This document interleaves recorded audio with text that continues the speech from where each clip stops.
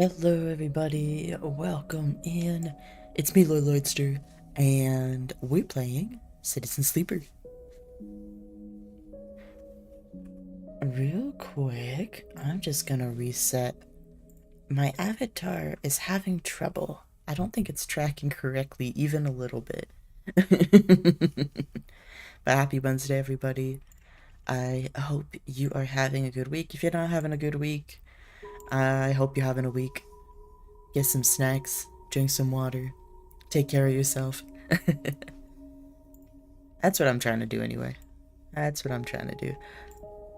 Okay, so Citizen Sleeper, we are pretty far in, so let's just go. Cycle 34 Machinist. The music's so good.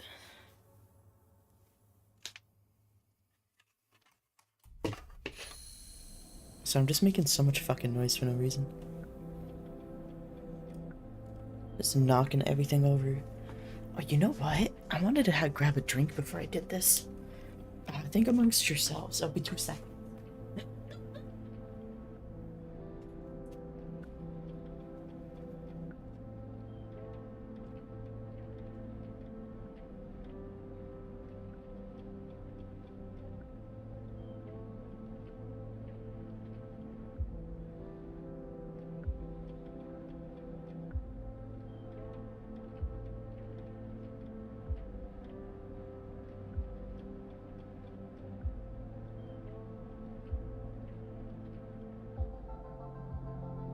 I'm returned.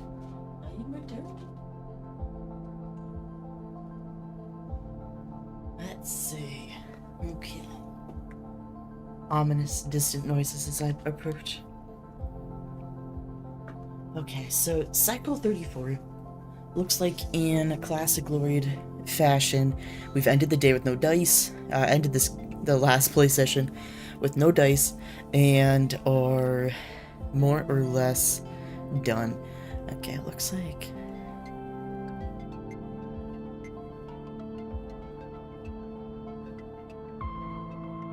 Sorry, I'm doing the math to try to figure out how many dice I'm going to have tomorrow, because I'm going to lose one condition. But do I get 2 or 3? Let's see, so if I have... I'm pretty sure I'm still going to have 3 dice tomorrow, because it's a once it passes this that I get fewer. Because once I pass this, it'll get down to 2. Once I pass this, it'll get down to 1. Okay. Yeah, reminder, top line, our condition. Second line, our dice that we picked for the day in the morning, that we were given by the universe. And then this one is our energy.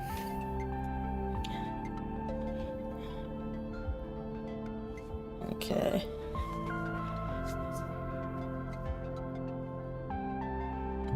I always do really horrible things to my poor mic. There we go. I don't have a pet mic, I just mean... like, just this guy named Mike hanging out in the corner. No. My poor, microphone.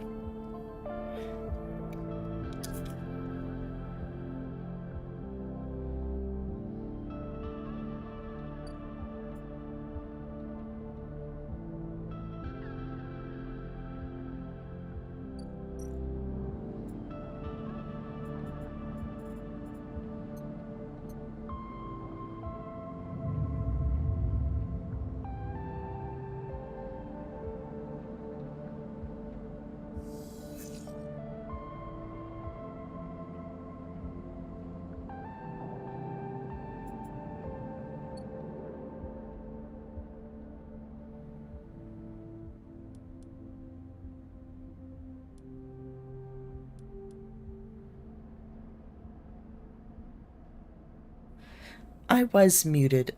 Thank you. I think I was. I see mouth move but no hear words. I thought I unmuted myself. Luckily that was only for like 2 minutes. Hopefully you can hear me now.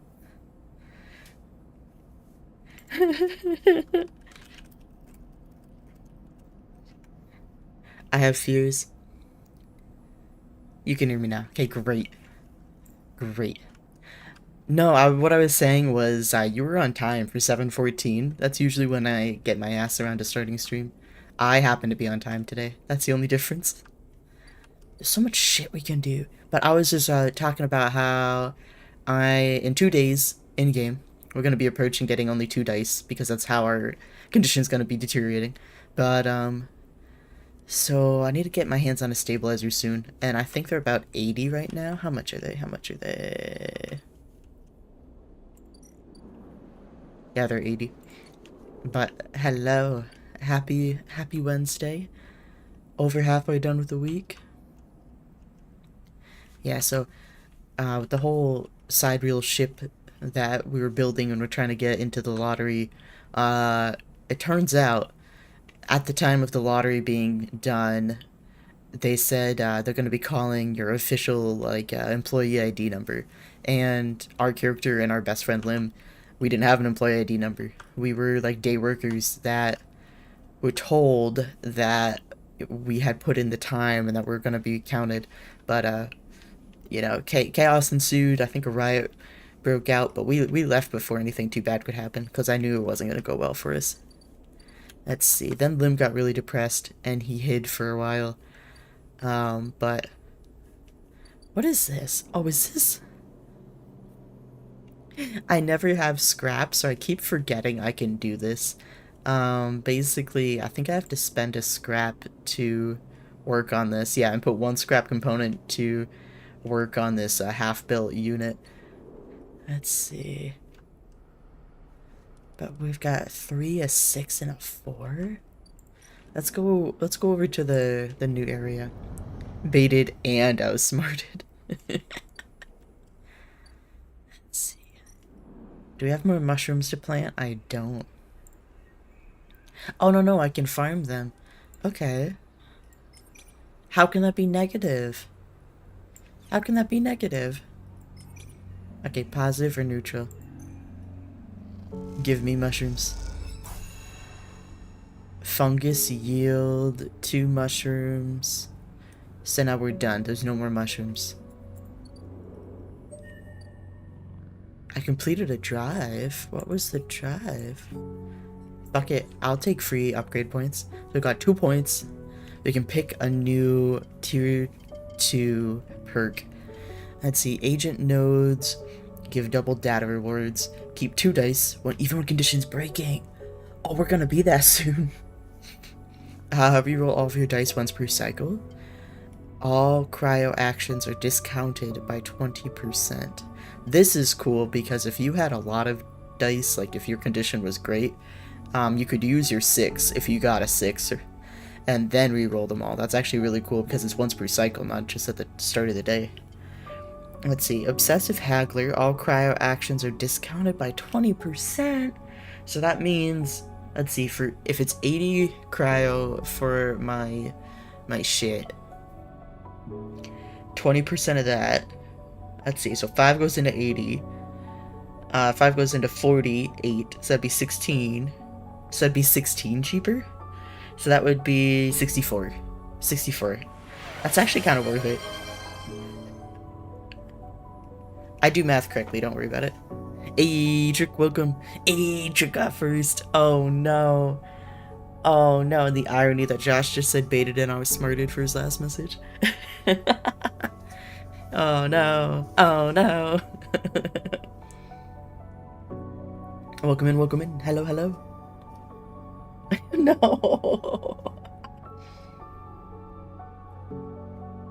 How are you doing? I'm good. Right before stream, I was actually playing a really cute mobile game. It's a little cursed, but I'm pretty excited because I'm gonna be on vacation soon, and during that week, I'm gonna have a couple YouTube uploads, instead of streams, so I'm pretty pumped. But that's all I've been up to. I thought about going for a walk, then I didn't. But I had chicken cordon bleu for dinner. That's good. What else am I doing with my life? I don't know. That's all I've got. But how's it going? I hope everyone's having an excellent evening. I'm also trying to decide what to spend these 2 upgrade points on. So I think this Haggler thing's pretty good fucking deal.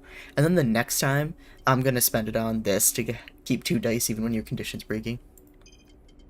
Yes. Alright, great.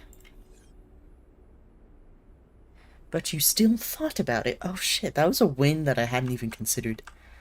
Thank you, I appreciate that. Let's see, this commune. Oh, we've actually made a lot of progress here. So at this commune, we can become a Haifa member. The only way to become part of the commune is to work your way in through long service. It isn't for everyone. It looks like we've committed to this. I really don't remember doing this. This one does +3, +3. So both options are just as useful. I have a +1 on both sides. Work the canteen or work the grow beds. Do I get paid for either of these? I don't think I get paid for these. It doesn't say that. Predictive reasoning tells me that these are the possible outcomes. You hear the One Direction news. I never know if questions you ask are setups for jokes. I think I will forever be a tiny bit traumatized. But I'm gonna fall for it if it is a meme. What's the One Direction news? Def not this time. Okay. Watch. Joke scrambling for One Direction. Gotcha. I haven't. I want to watch that Markiplier show that just came out on Amazon Prime.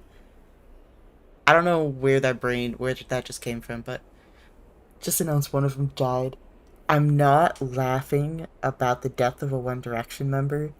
I'm laughing that I was thoroughly convinced Chook was gonna get us a, like, D's nuts level joke, and it ended up being this.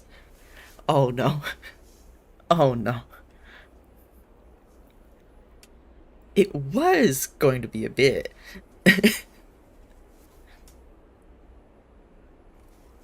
No, I literally can't trust this. Let me look this up. Let's see, One Direction news. What do we got? Oh no, it's a real thing.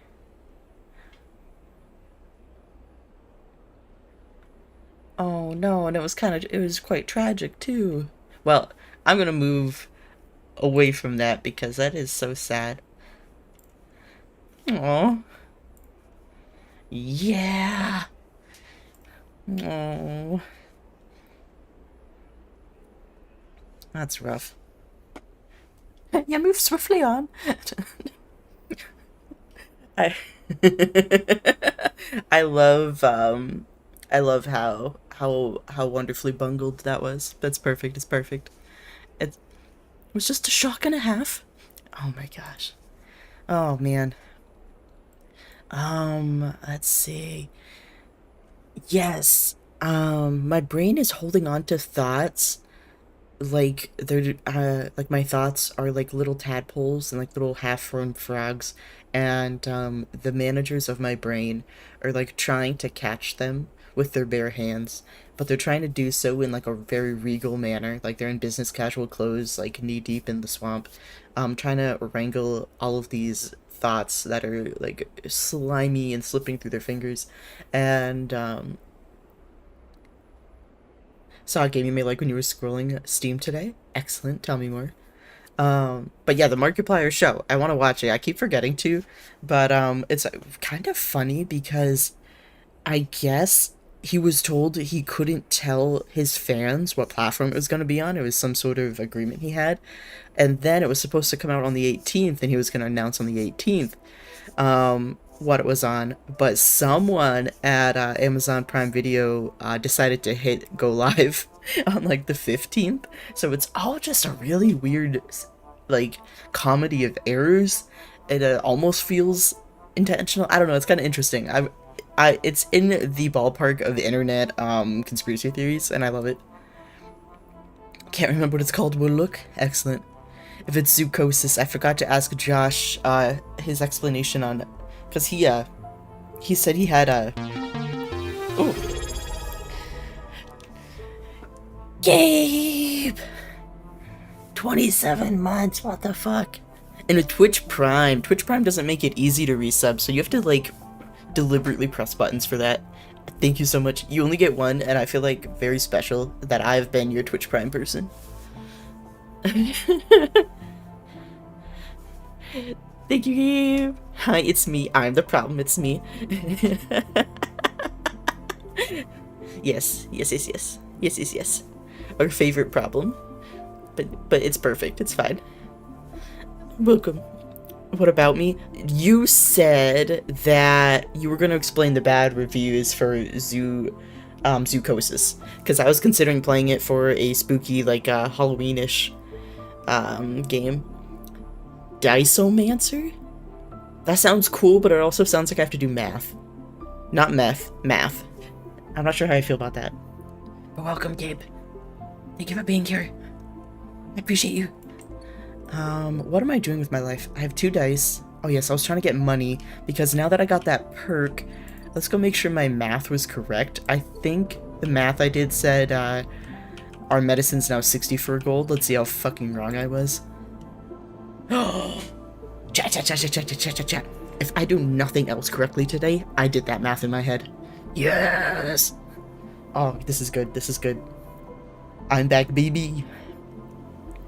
Alright, so that's 64. I can actually almost afford that. Here I am panicking. My conditions are only at 50%. We're good. Oh, the bad reviews are specifically from people being upset about the story and some of the voice line sucking. Oh, come on. I feel like... I don't know if it's an indie game. I'm gonna be honest. I've done zero research into this. But, I feel like there's a certain charm with bad voice acting. Especially, I don't know, maybe it's just because I grew up on B-level, like, sci-fi horror movies, where there's some sort of comfort in something sucking. Thought you said you weren't good at math. That's the one thing I did. That's the one thing I did. That's my one math for the day. The original writer for the story of the game died, so they just kind of finished it without him. I mean... they just kind of finished it without him. I love the juxtaposition of those sentences. That, the suggestion is that they went behind his back and finished it without him. There's something about that, like, he died and they, like, thought it was an inconvenience, so they just kind of, like, finished the game. Overall, it's fun. Okay, you're selling this to me. I think I might want it. I think I might want it. I mean, they didn't hire another writer. Oh, so they didn't even... They just all kind of kept with their roles that they had, and, we're like, you know what? It's basically written. It's fine. It's fine. Shrug, it's good. If any of you, if I'm ever on a creative project with any of you guys, and I end up dying, you're not allowed to hire someone else. It's supposed, like, I finished it the way I finished it for a reason. So this actually unlocks the next area. We're not going to do it yet because we have so much shit we have to finish. What do I want to use my good dice rolls on, though? What is this? What do I need for this? Oh, I need a Greenway cipher. I don't have that. Fuck. I think I get that from questing. Yeah, just regular quests. Heck. Okay. I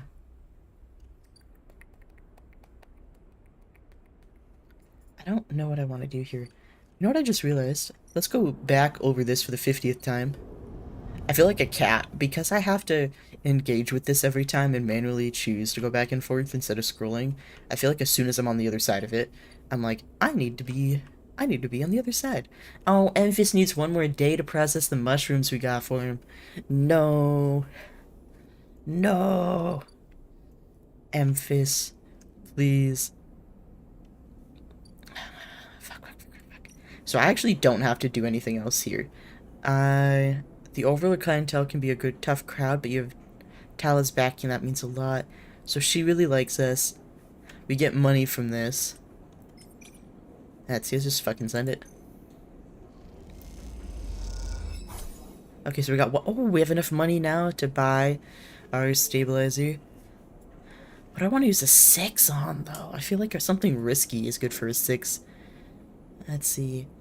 This doesn't say how much progress I can get on this. I'm assuming, this isn't super inferred, but I'm assuming once this is filled, something happens, like I unlock something. We can buy rations, they're 8 now. Yeah, if we want me to play Zoocosis, I might do it.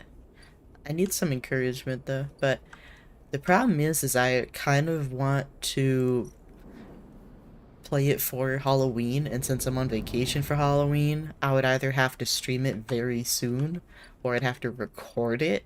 And I don't think I'm gonna pre-record a horror game. I need to be like cheered on or something. Let's see. Let's just work. Let's just work over here. Let's see. Uh,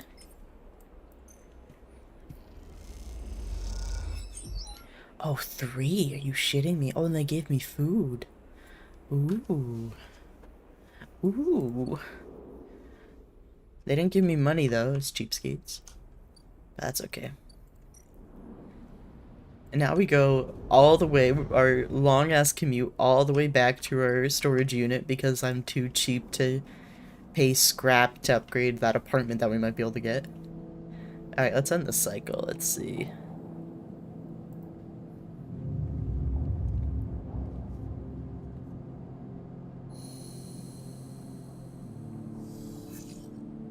Uh-oh, now we're hungry. Alright. Leave. Let's check if there's any hacking we can do. We have cleared out most of the map. Havenage. Ooh, I can do that. Okay, great. Since I have a +1, I can use 1 dice that's above it. Extract data. Perfect. Alright, we have that. Who are you? I need a 3 for that. Unfortunately, don't have it. Let's see, what about you? A 1 or a 3? I don't understand how they pick what dice is good enough. Like, this pink thing means good enough because of this perk you have.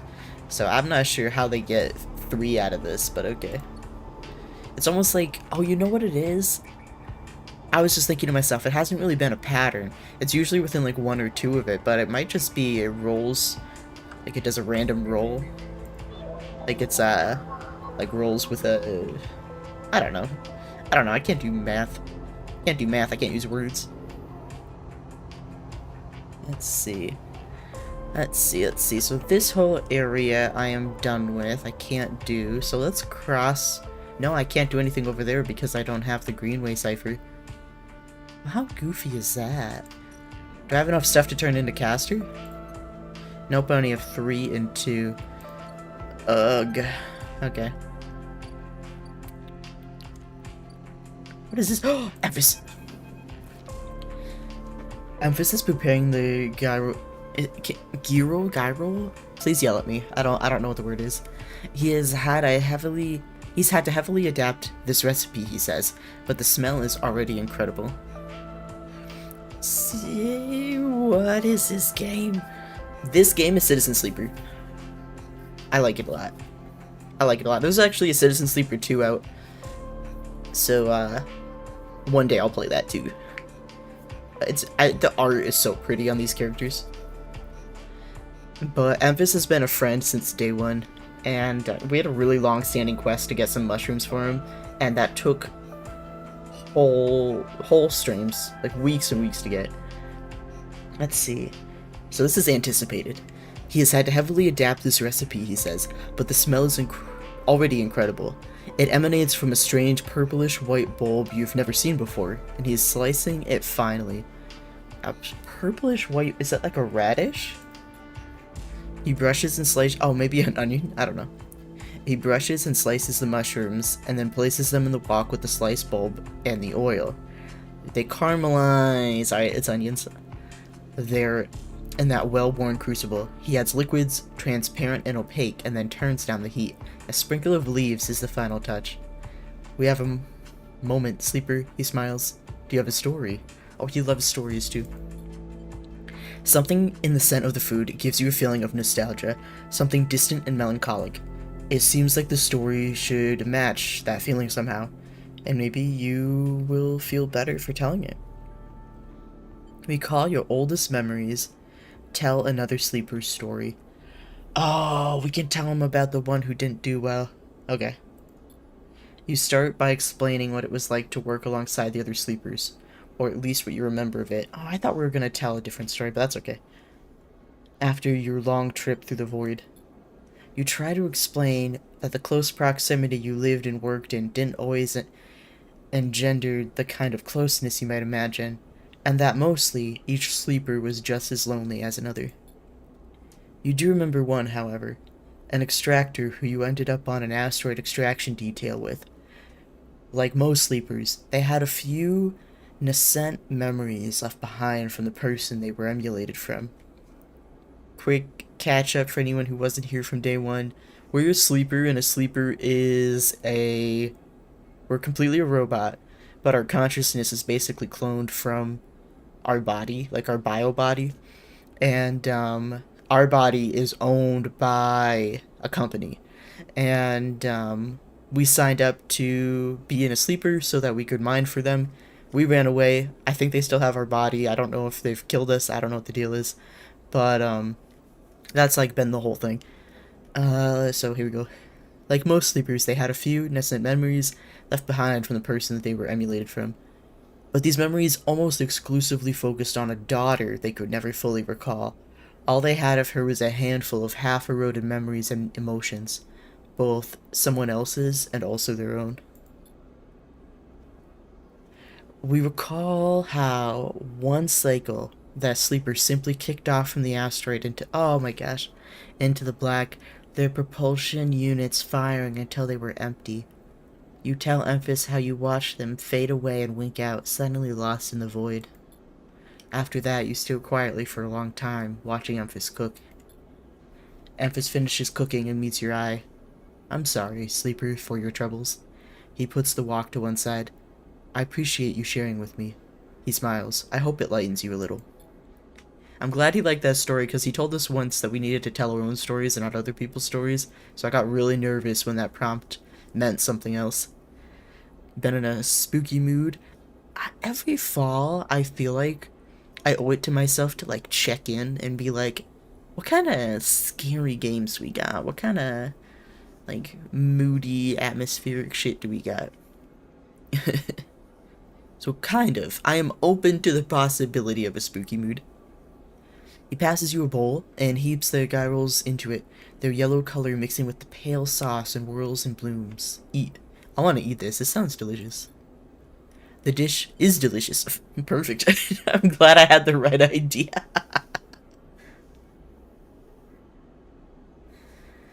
Let's see. Feeling it warms you as you eat in a way you weren't even sure your body could be warmed. It's a small mercy, you think, that S and ARP left you this pleasure. Oh, so we can't eat. That's cool. I forgot about that. It was something we were worried about in the beginning, but completely forgot. Many of the features of frames are there to simulate human experience. You know that much. Emulated minds cannot be rewired, so their need for embodied experience must be met. This is why you breathe, even when you do not need air. Without that simulation, the sensation of drowning would be unbearable. Food serves another purpose. Your frame is able to metabolize it to produce energy from the raw material. Watched anything scary? I actually just watched Sarah Paulson's Hold Your Breath. I hadn't really it wasn't something that I was really wanted to watch. It was kind of like an impulse watch. And it wasn't bad. It wasn't bad. It's based on the Dust Bowl era in the US and the Scream Queen. Yeah. And I liked it. I like any horror that has a place in space, historically, and has some weight to it because of that. It was neat. Let's see. I usually watch Over the Garden Wall every fall. That's what we watch. We might watch it while we're on vacation, but it's a little tradition we've got. Any scary stuff anyone can recommend? Always open to new stuff. I've gotten into the bad habit of it's not a bad habit, it just affects my ability to casually watch not great scary movies. But I got to the end of Hold Your Breath, and the way the ending went, I was like, man, I could have watched Found Flicks. Like, and I might. He has to cover. He covers every scary movie. But it's cool because like my brother Swiftcat Steve, he doesn't like scary movies, but he will like just watch so many of Found Flicks' shit because he covers them in an exciting way, and he's got like this like radio voice that is just like, I don't know. This guy could talk about ingredients in cereal, and it would be entertaining. Let's see. Where are we at? Oh yes, because we metabolize the energy from it. Vitamins and minerals are excess, of course. Our frame only needs raw power, so much is wasted. And yet, while you eat this food and feel that warmth, nothing feels wasted. It all means something to you. As you finish, Emphas takes the bowl, the last of his cleaning. He smiles at you, and neither of you feel the need to say anything more. Instead, you simply exchange nods and walk your separate ways back into the bright market, somehow changed. We're full. Oh, hell yeah. Okay.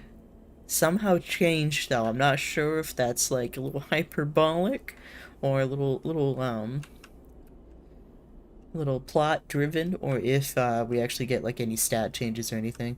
We definitely, unfortunately, it doesn't look like we got any points here, so that's a bummer, but we'll see. It's a bummer about the ads. Nah, it's ugh. Let's see, what were we talking about? Bum bum bum. Yeah, it was a decent movie. I was asking if anyone recommended anything. I was saying we watch Over the Garden Wall most years in the fall. It's a little like tradition. So I've got two dice here. What the fuck am I gonna do with this? Well, you know what? Let's go finish working over here.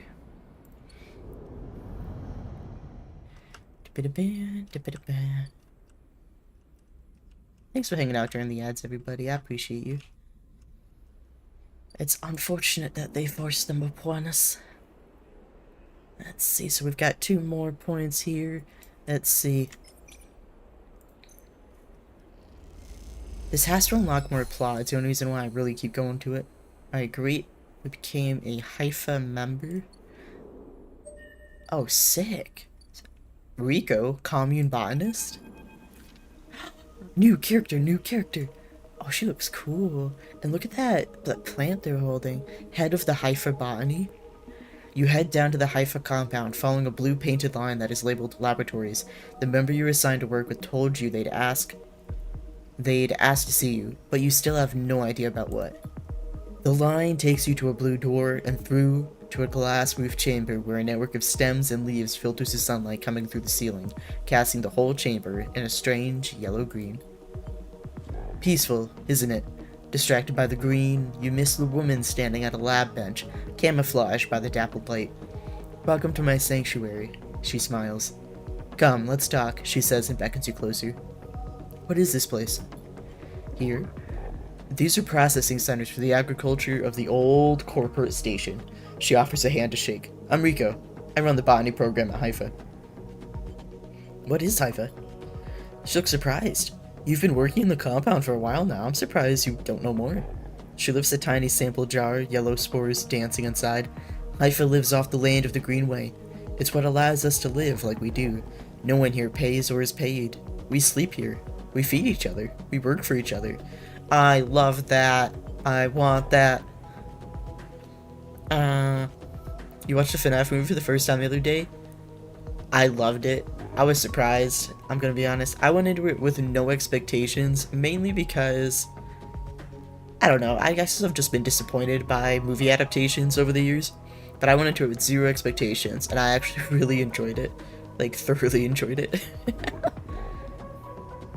And, Shaggy's actor being in that, oh my gosh, he's so good. I need to see him in more stuff. Let's see. Haifa lives off the land in the Greenway. Oh, yes. Rico walks away from the bench and waves for you to follow. She opens a small door, and it leads you down a glass corridor surrounded by vivid green. All this, she says, gesturing at the overgrowth, is a kind of miracle. She looks at you with bright eyes. What do you think usually happens to plants on stations like this when they're abandoned? They die? Eventually, yes. They cannot live without intervention. She leads you left at a crossroads. But here, they endured. She smiles to herself. Actually, no, they thrived. You look at the bright tendrils wrapped around the metal frames of the corridor. They look dominant, strong. Like they're taking control of this place. Rico continues. Of course, Solheim tried to create a stable biosphere here, patchworking the surface with gardens and algae tanks that feed into a network of microbial reclamation systems. Your favorite thing was the costumes and the animatronics and the set design, though they did a great job with it. They did a really... Oh, thought they did, yeah. They really did, and I was impressed. I was impressed. It had all of the makings to be poorly produced, if that makes sense, because it could have been just like a money grab kind of movie. But I really liked it. The lighting was well done. The costumes were well done. Any actor that, while like mid-movie, I was like, I don't know if they're, they're kind of acting funny, and I thought they might have just been a poor actor, ended up actually being a plot device. So I was impressed. I was impressed. But the Greenway was always envisioned as extractive, a place from which the harvest is removed and sold to those living on the station, not a closed loop. For this reason, when the collapse came, the Greenway should have gone with it. Erlin himself was so convinced of it that his first colony never even came here to try to reclaim it. The Eye instead relied on outside favors and influences, shipments from the inner system, and small-scale agriculture systems, like kelp and fungal farm stacks. And yet, here we are, among growth and decay, a biosphere flourishing.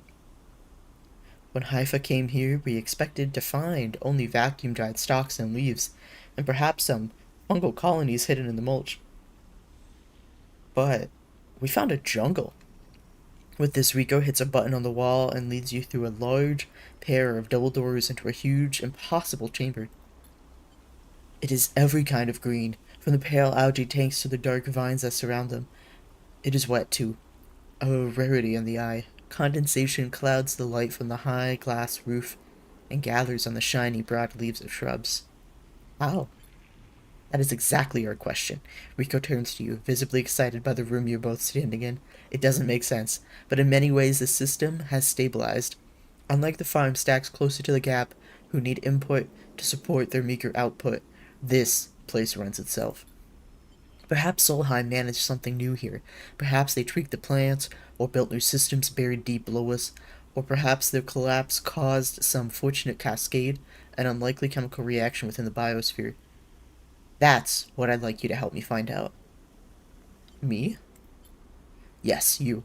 These halls run deep, Sleeper, and I'm getting old. She stamps her foot on the metal grating of the walkway. Whatever is causing this, it's to be found in the groves deep in the Greenway. Okay. Haifa won't spare anyone for an expedition. It's too dangerous and unnecessary, they say. I can make the case, but I can't get the votes. You sleepers are hardy beings. I know that much, and you can speak to the Eye, uncover its secrets in ways I never can. She holds out an arm so you can help her stand. Bring me samples, spores, seeds, and blooms. I can grow them in the lab and study them.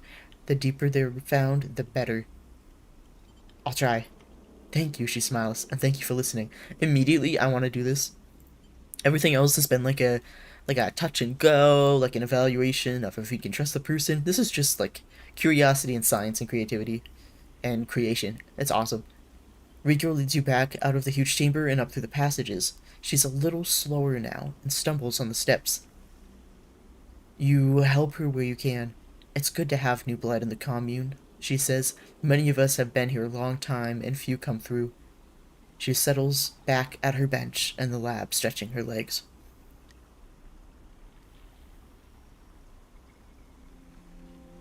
Let's see. Even though you hate them in DVD, you definitely recommend the Scream franchise. Scream, scream, scream. Oh, yes! What's really funny is, on my way... It actually might have been the flight back from Scotland. Yeah, I think it was on the way back from Scotland. I watched my first Scream movie. I watched like 1, 2, 7. I can't remember, but I watched like a bunch of them in a row, and I was like, this shit's awesome. This shit's great. Oh, and LLoyd's in that too, isn't he? I found the connection. I figured it out. You go to leave. Come back if you find something, Sleeper, she calls. There are discoveries to be made. Then you follow the blue line back out of the compound, all the time thinking of that impossible magical green. Oh, he's sick. Oh, we have a new drive. Is this a house? I get a dorm! Oh, not yet. Oh, wait. Oh, I do. I actually do. Oh, this is a free apartment.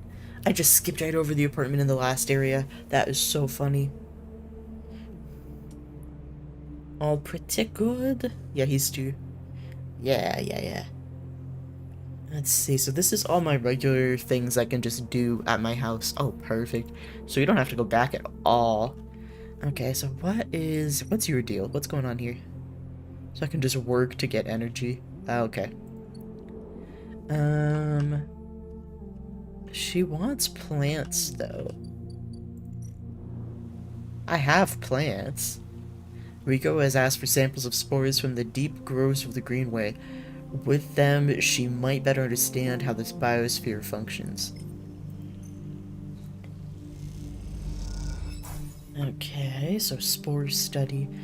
So she needs spores specifically.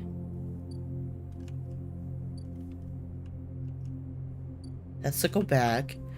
This is to either work in the fields. Let's see, work in the fields, barter for food, or steal food. This is the mushroom groves, where we can get spores from that. But I thought there was one where we could wander in the jungle. Is this it? No, this is gathering scrap. I thought for sure there was a jungle I could explore. Why don't I remember this? Or why do I remember this? Maybe I already did it. That was a while ago. I might have already done it. Interesting.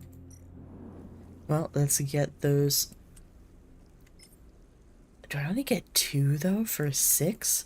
Let's not use a 6 for that. Let's use a 6 for something that needs progress. What do we got? What's going on here? Build a home. Gather scrap for the unit. I don't need to do that. The only thing that's making me hesitate and want to do this is because this was a really early quest, and it might unlock entire quest lines. But let's keep looking. Ashen Peak. Need help gathering supplies. Bring mushrooms to the Briar. So the Briar is the next area, and whenever I read up on it to go, it says, excuse me, it says that it's warning. This is endgame content. Make sure you've leveled up as much as you want to, or whatever. Emphas. So bring him Matsutake caps. Oh hey, I've got 2. How many do I need? It doesn't say. Okay. Help Rico's experiments. That's the quest we just got. Work for Rabia. I haven't done anything for her. I'm just not really into it. I'm really not into it. She's like the local gang, and I'm not feeling it. We only have 1 point, and we actually cannot physically spend 1 point on anything. We're only in the later stuff. Let's go visit Emphas, though. It doesn't say how many of the Matsutake caps I need. Emphas. Hey, buddy. Oh, 2? Fuck yeah. Hi, best buddy. Emphas mentions an old recipe for Matsutake broth. All he needs are 2 handfuls of Matsutake caps, freshly sourced. Hell yeah. So he's gonna work on that, I bet. Yep, he needs a couple cycles for that. I'm just looking through real quick, because this game has a habit of randomly proccing events. And if you miss the timer, you get in a little bit of trouble. So there were no ships in bay with any wares to purchase. Let's see.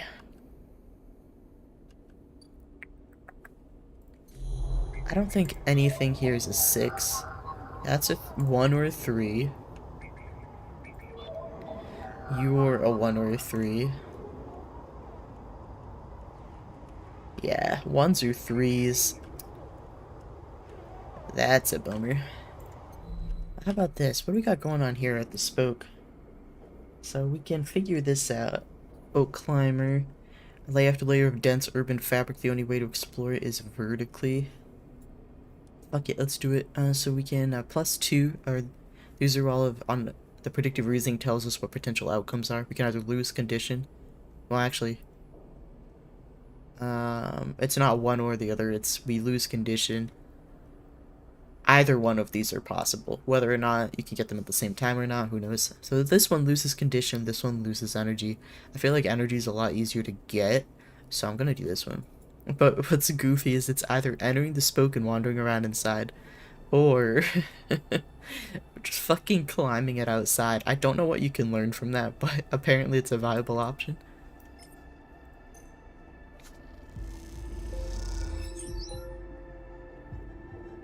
Find your way to a service elevator that doubles as a bar. Patrons sipping drinks as the whole room crawls up the spoke. Ah. That's interesting. This really might just unlock a bunch of new shit. Oh, what's this? Import, export? Oh no. Okay. Buy ship mine cores. 240. Paz claims a ship mine was salvaged from a Solheim executive yacht, which is why it costs so much. Interesting. Is it just any ship mine core, or is it actually have data on it? That's interesting. Also, sell a ship mine core. Says she's a contract who will take ship mines, but she reminds you, any ship mine from the eye fetches a lower price. I don't know if these are just flavor text, or if, like, I actually can get data off of this one. I have had an imprinted ship mine. Oh, I've had this for a while. I don't know if I can get rid of this. This is the one from the New Event machine that ended up being like a sci-fi eldritch deity. But if we get more mushrooms, we can get 80 cryo for 3 batches. That'll pay for our medicine whenever we need it. So it's a Matsutake specifically. Interesting. Interesting. Okay. Well, that's the end of my day. Let's go sleep in our new dorm room.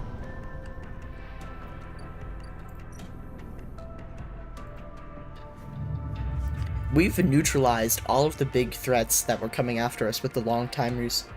Right, off to bed for you. Alright, Trick, thanks for being here. It was nice talking to you. Take care.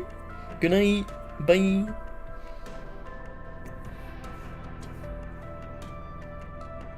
Catch you next time. So we've got a 1 chat. I'm pretty excited about that. That 1 can be used in the other area to work on the stuff there. What's going on here? Nope. Climbing briar.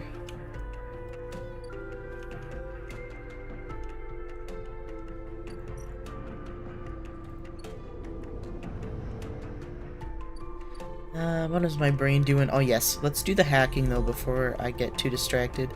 Looks like we're closer to having 5 Havenage data, so let's go over Havenage agents instead. Ah, fuck. God damn it. Okay, so it's 2 or 3 for Havenage specifically. Let's see. Yeah, 2 or 3. Well, I guess it's yacht again. We didn't have much of a choice now, did we?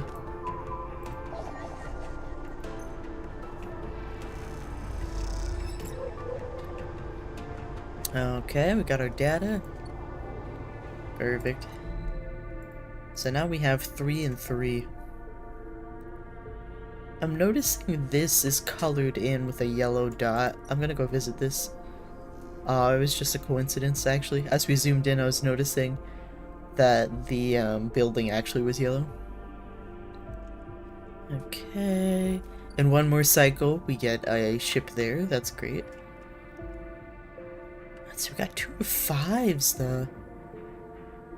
Okay, this is to ship mine fragments, Yadigan data.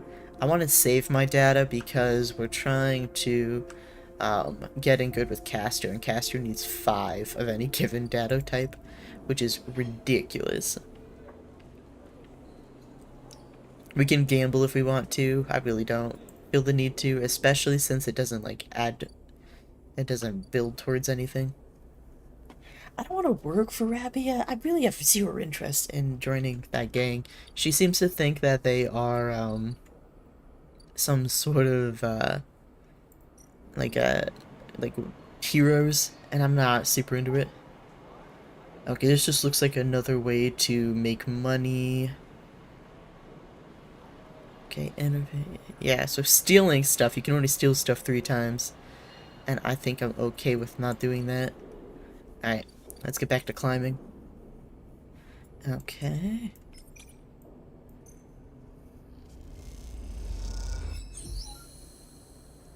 Perfect. You find your way to a service elevator that doubles as a bar. Patrons sipping drinks. Okay, so it's the same shit. Let's see. Did we learn anything? Oh, yes, we did. It's flashing now. Ascend to hub. Take the Ascender's car to the Eye's central hub.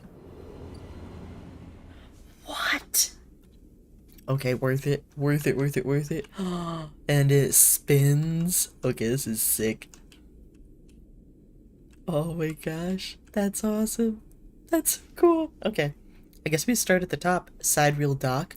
Oh, the ship that we built over here. It's over here getting ready to go. Scout the dock. The side reel is being loaded and prepped. Among all the commotion, is it possible to find a way on board? You hope against hope that there's a chink in the Saru Horizon's vast armor. We need to get Lem on this ship. We really do. But we'll think about this. Looks like there was no timer on that, so that's cool. Sender car? Oh, that's to go back. Why is this? Let me try to spin this a better way. There we go. I'm trying to just find how to not make it, aggressively spin every time I click on it. Alright, so... like, this view really shows off that this whole thing's a circle, because that's all of the green. That's all the green way. And then down here is where we started. That is so cool. That is so cool. Alright, what am my brain doing here? A1 mainframe. Station Central mainframe? Oh yeah, let's poke around there, I'm sure it's fine. A1 mainframe is now mostly disused. Havenage having set up their own master controllers. Navigator thinks Killer is hiding there. Input 1 ship mind. Oh, man, that's a really good thing I didn't sell that 5 minutes ago. Oh, this is, like, really important plot progression, too. Oh, man. Alright, let's see. You slot Navigator in the clamp's lock. The ship mind is stuck. How are you going to get them out of this thing? Alright, that's all done. We did it. Oh, fuck. The cloud. And the data ghost of the eye. You slip into the cloud as he sees blinking. There he is. Navigator's beside you. There's fear casting light into the strange darkness here. This is not how a mainframe should look. A center, a point of connection. The object in front of you is severed, cut off. A rootless, branchless tree. Only the trunk remains. It's dead. Quiet. Navigator hisses, and then you see it, like a blade in the dark, an edge slicing through the void. It glides along at a distance and winks out. Then it appears again, elsewhere, gliding once more, searching. It's looking for us. The moment you make a sound, the edge leaps closer, and you see now it is not an edge, but the ridge of a long, sharp head, like a shark. Out of all of the times this game has given us the option to be quiet, it did not give us that option. I'd like to point that out. It glides past, closer now, and you see into the voids where its eyes should be. Should be. Wow, that's so creepy looking, but I love it. Blinded Eraser Protocol. You and Navigator exchange looks, both thinking the same thing. It is blind. Killer crosses between you two, smooth as a razor, then disappears. It flickers back in, further away now, and you move close to Navigator to talk. You saw it too then. Killer has been blinded. How? Unclear. This protocol has been running for decades, well past its operational limit. Navigator's sons dull as they drop their voice to a whisper. This may give us an advantage over the protocol. You flinch as the silent killer appears closer and glides past you, its empty sockets open wide. You turn to Navigator and notice something strange. Their orrery of spheres is collapsing. The orbits, usually round and even, are decaying. The spheres are following spiral paths, condensing on a central point. Navigator's noticing it too.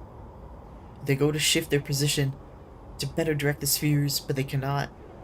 Whatever is drawing the orrery together is holding them in place. They look at you, suddenly desperate, frantic. Get out. You go to speak, but Killer appears between the two of you, gliding through the gap. Navigator freezes, and you see them framed in the empty socket. Oh, so we're looking through the eye socket at... Oh, no.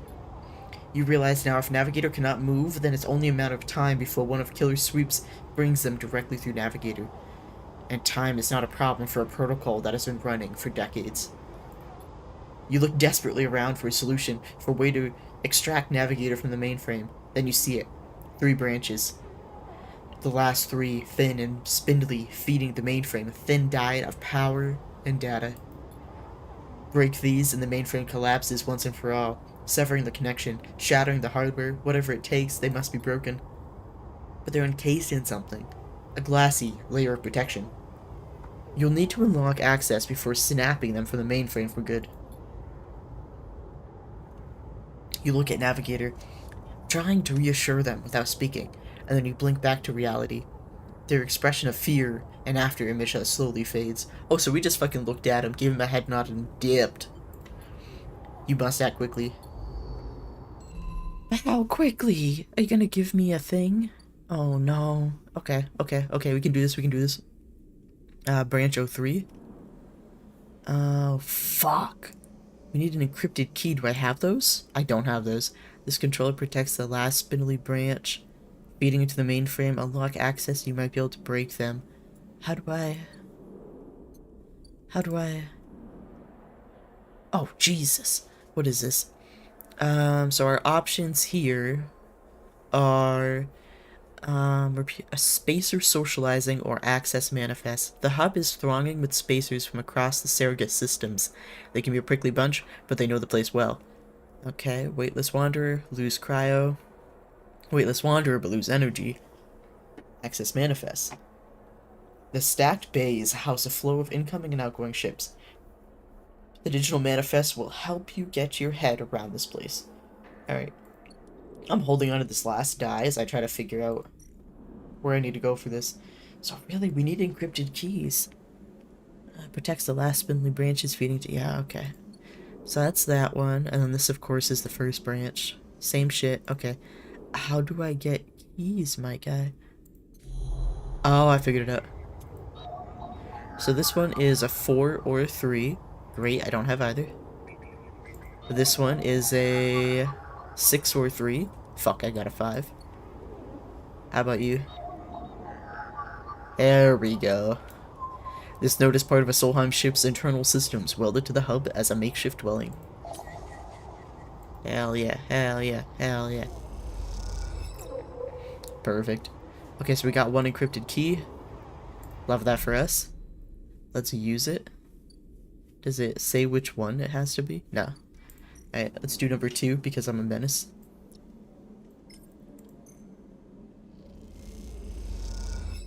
This branch has been unlocked. Perfect. Alright, unfortunately we're out of dice though. That sucks. That sucks a lot. Alright, well, I guess we have to wrap up for this cycle. Let's descend to the rim so we can sleep. Let's see. Let's do... I want to have our best chance at having a bunch of dice. Because what's going to happen is after today's cycle, we're going to be down on... Excuse me. Oh, I just died. Oh man, my brain. Alright, let's buy. Hello, I would like medicine, please. Give medicine. Perfect. Alright, let's go to our old home, our old storage box, and use the stabilizer.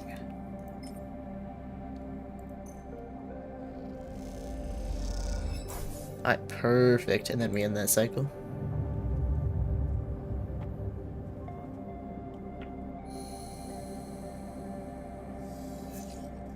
We have no energy, but it's fine.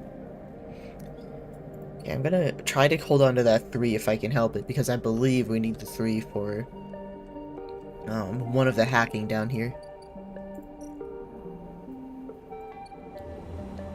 We literally just climbed the outside of this until we're like, hey, we found it. Alright. So what are you? I believe you're the 6. You're the 6 or the 3. We'll actually use the 6, believe it or not.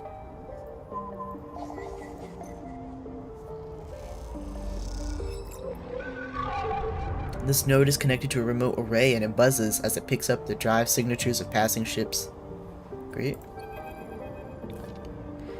The cloud, a glint, like a light traveling along the edge of a wave, fills your eyes. Then the blade follows, a long head with 2 dead sockets slipping towards you in silence. You freeze, hoping it will pass you by, hoping that it will not simply slice you through you like air. The blade head nears, slides past you, almost. It nicks you, grazes you. You were desperate to cry out, to call out, but you hold your silence and you simply watch the blind eyes of the killer glide past, empty of all thought. Then the blade winks into the dark and you're alone again. Now, you cry out. That's scary. Let's see, a 4 or 3. Let me add it. Barely visible, just an access key left on some long-forgotten desk in a sealed Solheim office.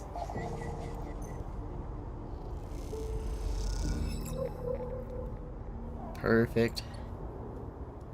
Perfect, perfect, perfect. I wonder if it's a random chance that the killer can show up while you're working on that. We have no money. Luckily, we don't need it right now, but... Perfect. Branch has been unlocked. One more branch. Perfect. Alright, yeah. Oh, did I already do this one? How did I do this one? Branch through that. Hey, this is the one. Okay. We got this, chat. The moment we've all been waiting for. We're gonna free Navigator. Okay, perfect, perfect. Do I have to be... Mainframe, okay. No. How do I... Wait, what do I...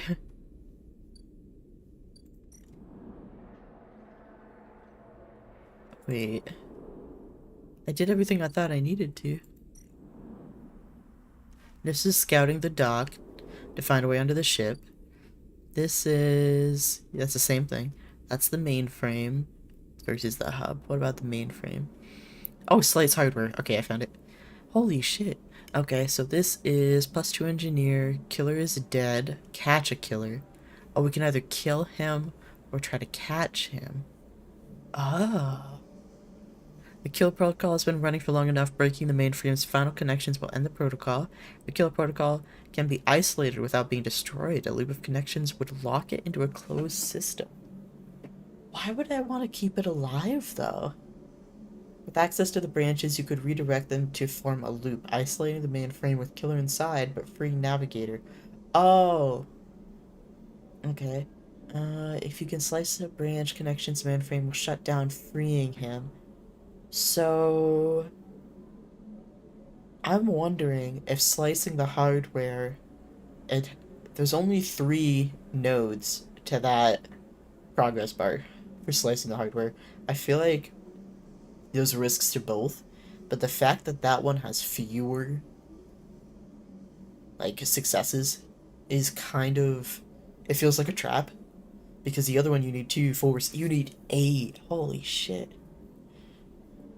And is it just gonna be a waste of dice though to do that? Because fuck it. 100% positive because it turns into a 6 with my +1. Something's telling me to do loop the branches. I don't love the idea. I'm gonna be honest, chat. I don't love the idea of not killing Killer because I'm not a fan of leaving unfinished business. But I've got a weird feeling that just ripping out all the hardware is gonna kill Navigator. So, or something. The fact that this is only 3 nodes, that's too good to be true. That's too good to be true. So let's go. Let's see if we can loop the branches. Alright, great. We got 3. Progress to 3 there. Okay, let's hope we get another positive. I wouldn't mind that. The branches are brittle, hard to control, but you managed to shift them closer to a looped formation. So that was only 2. I wanted to save this 3, I really did, but I want to do this. Hopefully it's not a negative. Oh, fuck yeah. Okay, that's the best way that could have gone. Okay, we got a perfect off of that. As you blink into the cloud, you see the last flickers of life from the mainframe. This vast machine once ran the whole system, spanned it up, redirected and processed the flow of energy, water, and data, fed the lives of thousands of people. Now it's finally dead. Navigator's beside you, and you both look out at the perfect ring that encircled you both, woven from the data branches that once fed the mainframe. You see a glint along its edge, and that familiar blade-like head rises to the surface, like the cresting fin of a shark, and then slips into the loop again.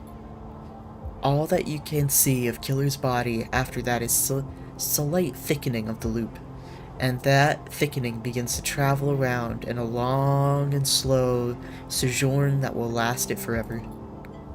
"I am surprised at you," says Navigator, drifting faintly around you in a lazy orbit, as if to shake off their imprisonment.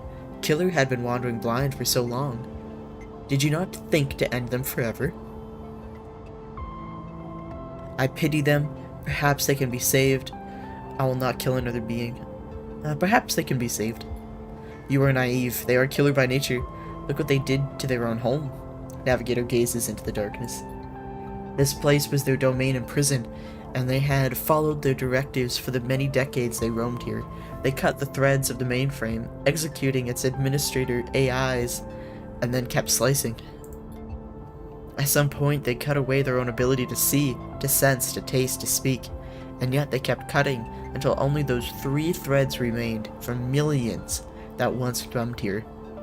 Only their blindness and chance kept them from making those final 3 fatal cuts. There is a ceaseless violence in the kind of system that creates things like this, beings like this. Those that will execute commands endlessly, even to their own destruction. Navigator looks at you for your thoughts. I'll not continue the violence. The sentience should be respected. So be it. But would they respect our rights equally? Navigator turns away. Just because something, like a being, doesn't respect your rights doesn't, like, give you a free pass to not respect theirs. That's wild. So be it. But with, you watch the data points of the station spin around you, blending with the fixed stars. There is something satisfying about finally wrenching the last threads of control from the central point. It was a little more than a ghost by the time you reached it. This place deserves to be haunted by better ideas than a totalizing system of control. Navigator floats beside you. It is free now. The station no longer presents a hazard for illegal entities like me. They turn to you, their face a cloud of shimmering light. In fact, in time, perhaps it can be a refuge. A refuge. That sounds like something of value. Something worth building. A dark shape passes across your vision, a distant curve of something like smoke or oil, a fluid shifting tank of total darkness. The Greenway, says Navigator, following your line of sight. It was cut off at the moment of the collapse, so hunter or killer could never reach it. Now it is closed off to us, separated from the cloud. What system is inside it? It may be totally dark, or perhaps some other old protocols are isolated there. Navigator turns to you, and we have now seen what decades of isolation can do to a protocol. If we could extract an access cipher, they pause and then blink out of existence. You freeze, shocked, but a moment later they reappear with a glowing polygon of data. Here, the cipher you need. You take it, still shocked. I am not used to being free, to being able to move and explore and extract without fear, without limits. Did we just create a monster? Navigator does a little twirl. This will take some getting used to. Thank you for this gift. They whirl their spheres around you. The entities of the station will always be friends to you, Sleeper. And I to them. It is true that mutual need is required for friendship, but I must admit I had not considered the value of offering assistance without personal gain. I will think on that. Navigator loops around you rapidly, suddenly eager to test their newfound freedom. But first I will explore. Perhaps there are still intelligences that hid themselves as I did, encased in simple systems, cut off. Navigator glows. I should like to free them. And with that they drift away, flickering, glowing, then shifting so rapidly you lose sight of them among the glittering rim of the eye. You feel a pang of jealousy, free, without a body to weigh you down or fear to limit you. How must it feel? Your eyes fall to the Greenway and its secrets, though perhaps that can wait until after you have celebrated this victory. Hell yes, we got an upgrade point. That actually might bring us to 2. It does. Alright. I kind of really want this double data rewards. That's gonna get getting to 5 a lot easier. So that instead of having to hack 2 agents, we can just do 1. Let's see, but not every hacking thing is... not every interface task is an agent, so it's kind of, 2 dice even condition is breaking. Rerolls all of your dice once per cycle. This is cool. I don't know if... Excuse me. It's between these 2 for me. The Icebreaker and the Instant Karma. I think Icebreaker has more, like, current utility. Oh, what's this? Have I never... Why does this have a... This +1 is just grayed out and it confused me. Yeah, let's do this one. Alright, that's good. That's good. We have to be running out of quests too.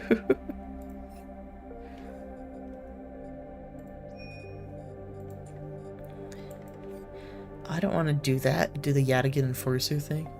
Let's see. We actually don't have any dice left. We have exactly 15 credits. So let's see. Oh, what's this? Rabia's office. Oh, because I was tracking it. I was like, ooh, what's this? Caster's table. We don't have enough. We need 5. I was actually looking for Emphas to see, because it was 15 before. Oh, I can't order food from him because he's researching recipes. Fuck. Once we get to starving, we start rapidly losing our condition. At a very goofy rate. How much money do we have? We have exactly 15. Let's see. Nothing good here for me. Okay. Think, Lloyd, think. You need food. What can you work for food? Maybe at this bar? Where's the bar? Will they feed me here? Doesn't serve food. We die? Hello! No death yet. No death yet. Fingers crossed, we isolated the killer protocol that was hiding in the network, which was like the big bad for a bit. So that is now looping into infinity because we didn't kill it. I decided to, you know, keep it in a loop contained. But hello, how are you? Welcome in. Let's see. So this gives... Oh no, I need dice to work that. But I could buy rations. This is 8. I think this is my best bet, unfortunately, because I don't have any dice to work somewhere. Is it going to give me at least 2? It does give me 2. Excellent. Alright. That's all I need. But welcome in. Hello. I think I'm going to sleep in our dorm room. Let's do that. Dorm room, dorm room, dorm room.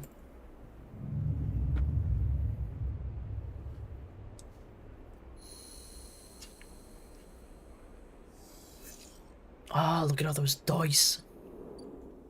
Alright. Let's use our brand new cipher. The entire Greenway is locked down, shrouded in a dark cloud. The cipher burns away as it is slotted, the data sparkling like a lit touch paper. What has been unlocked? The Greenway roils beneath you like a silt-choked river. If what Navigator said is true, then no one has accessed these networks since the collapse. The Hunter and Killer protocols have never set foot here, never cleared out the intelligences and systems. So why then, you wonder, does it look so dark? Is it just that the bit rot has set in, the entropy of systems reducing everything to shadows and light? You watch as the slotted cipher fizzles in the one open, distorted gateway on its entire rim of the station. It flickers and winks out, and then you are falling into the flow. A river of swirling darkness. You're spun by it, twisted by it, lost in it. It's not that the Greenway was hiding in the darkness. It is made of darkness. It is filled by this substance, this process, this swarm. Now you are among it. You notice that a swarm is exactly what it is, a billion individuals moving in a flow. Is it micro, oh gosh, this was really popular in sci-fi. Like, I remember reading, like, those, like, smart kid magazines in elementary school, and they were talking about how the future was all microbes. Is that what's tiny robots? What's that called? Oh, my brain's gonna hurt. Just, the microscopic little robots is what my brain's picturing. Nano machines. Okay, thank you. I'm glad you were here. That sounds right. Because that's what this is feeling like. Because the secret with the Greenway, Adam, is that we're helping a scientist try to figure out how the plants that were left to their own devices were able to sprout into a giant jungle on this mostly abandoned space station. So that'd be kind of cool if it was nano machines. Let's see. There is no network map here, no nodes and threads, only a storm of interchangeable points, shifting configuration endlessly. Then you see them, a figure, turned away, the only bright spot in the dark river. You push closer through the storm.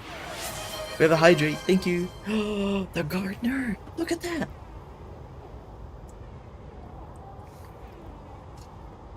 Oh my gosh, all the self-care.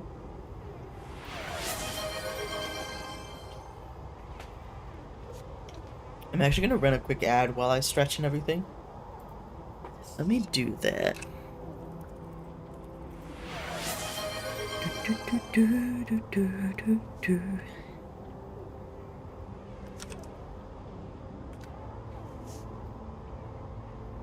Big stretch.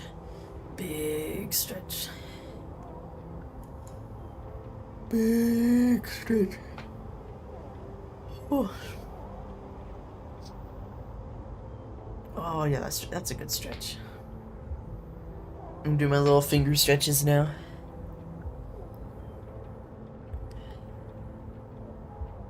Oh yeah. Oh yeah.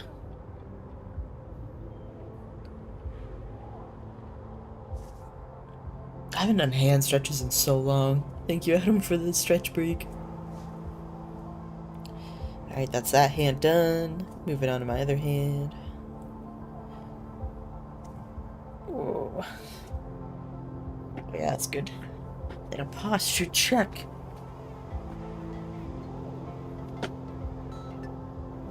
Perfect.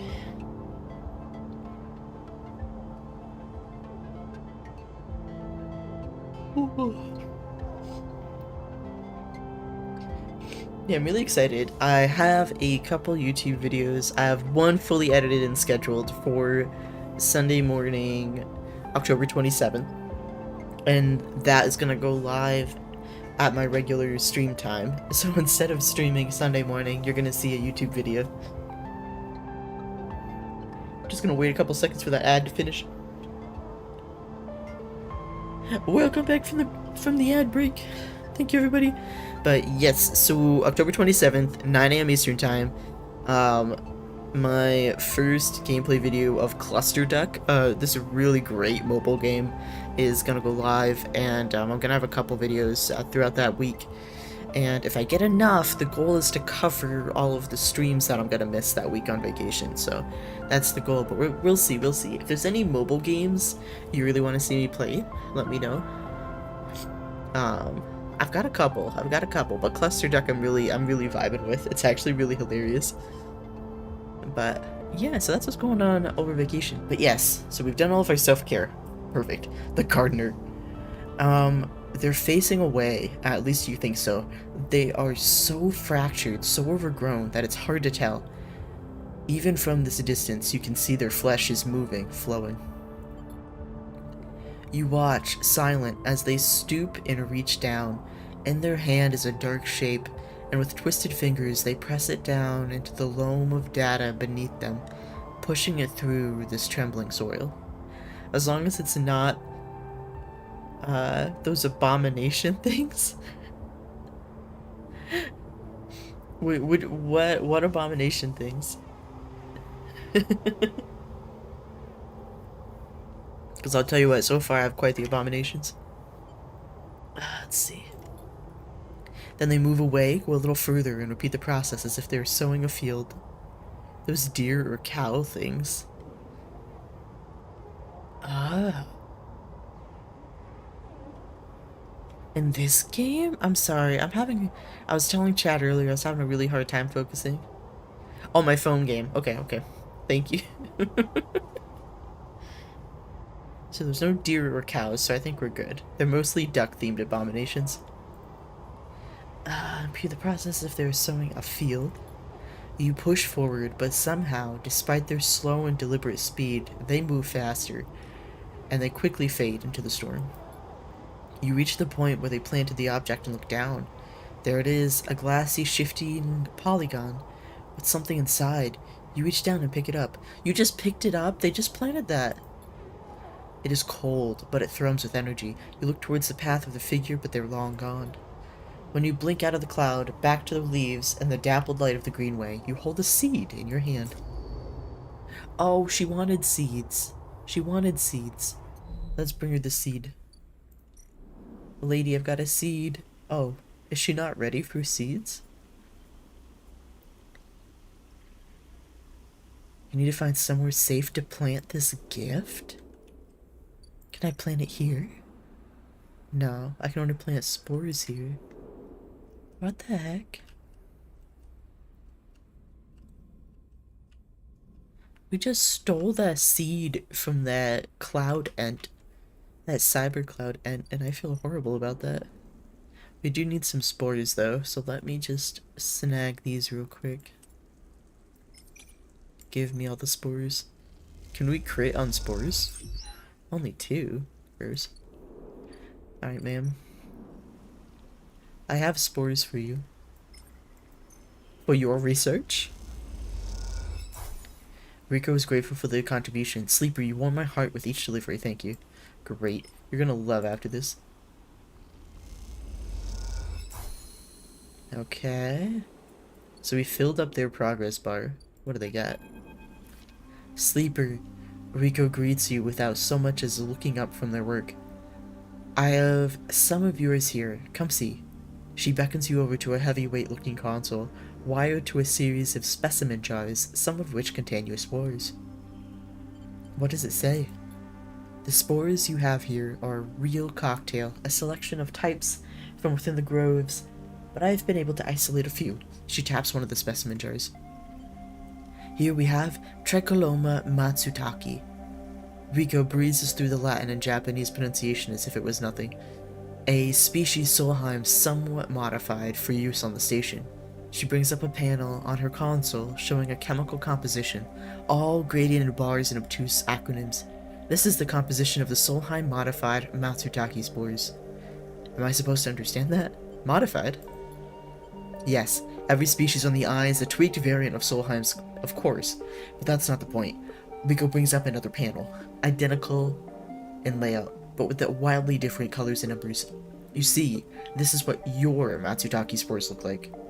They aren't the same? That's the conclusion, yes. Rico glances at the specimen jar as if it might have something to add. They are fundamentally the same spores, but they carry different chemicals, different signals. She leans back and sighs. Solheim may have introduced their own tweaked versions in the beginning, but the groves have, and still are, affecting them. Affecting them how? It's hard to tell without samples of fully grown mushrooms. And herein lies our problem. She moves to another desk where 2 trays sit side by side. The first contains nothing but plant mulch. The second you smell before you even look at it, the pungent aroma of the fruiting matsutake, like rotting sodden overalls, laced with an edge of spice. The matsutake here are grown from Solheim stalks, pulled from a spore vault in this complex. She winks. They are delicious, by the way. She sets them aside. The empty tray is germinated with the spores you collected. No activity, no germination, nothing.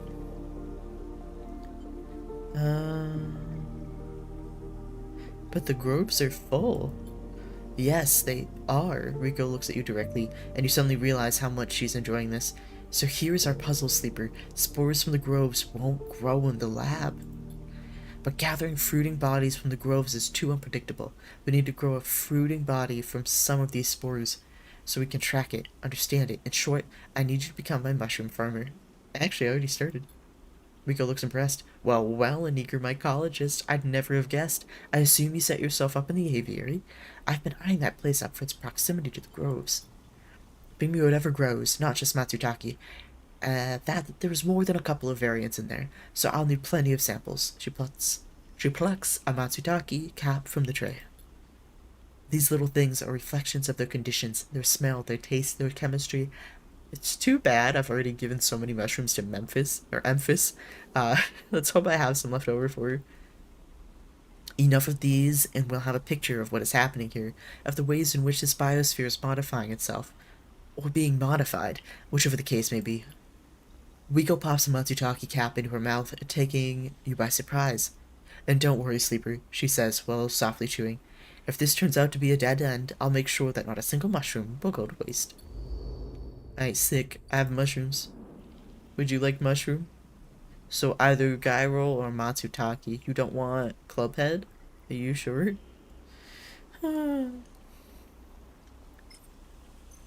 She needs so many? Why does she need so many for? The fuck is that about? Okay, can I plant shit yet? No. No, I can't. How about... Can I harvest anything yet? Not harvest, but, nope, there's no more data showing up here. The heck? Alright, what is even going on here? Help Rico's experiments. Get to know Memphis. He needs more matsutake caps. That's progress. Find a nurturing grow bed for the seed. Okay, we've actually almost run out of quests, which is fascinating. Okay, so the aviary. What do you want me to do here? Oh, she wants grow mushrooms for Rico. Or I can just get them. What do you mean? Like, well, let's do start action. I don't think anything bad happens for neutrality. Great, we actually got spores. I remember once, I think we got mushrooms and I was really pissed about it because we didn't need mushrooms. So let's do this, where it'll take 3 fucking cycles for the mushrooms to grow, but it's okay. Let's see. Once they're filled, they can be left to grow. Oh, come on. Come on. Alright, sick. We need one more. One more. That gets to a 5.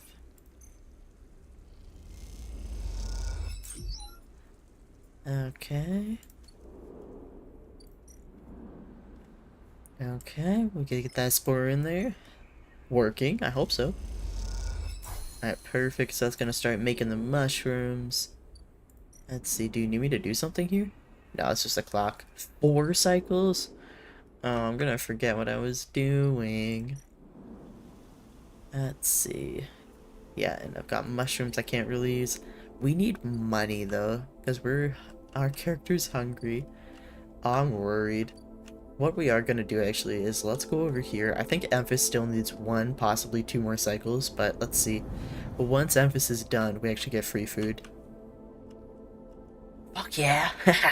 I couldn't have timed that better. Yes! Emphas, please give me the delicious food that you've researched. Thank you. Emphas is preparing the Matsutake caps. He cleans them carefully with a damp cloth before shaving the stalks as if he was sharpening a pencil. As a knife slides through them, revealing the bright side white of the flesh within. These are good, Sleeper, very good, he says without looking up. I bartered with Minji for some kelp too, so we can brew the dashi. You know Minji? Or dashi? A soup base, very good. Emphas slides the sliced matsutake mushrooms to one side and takes out a closed pan. He opens the lid and you see the green wafer of kelp sitting in a bath of water.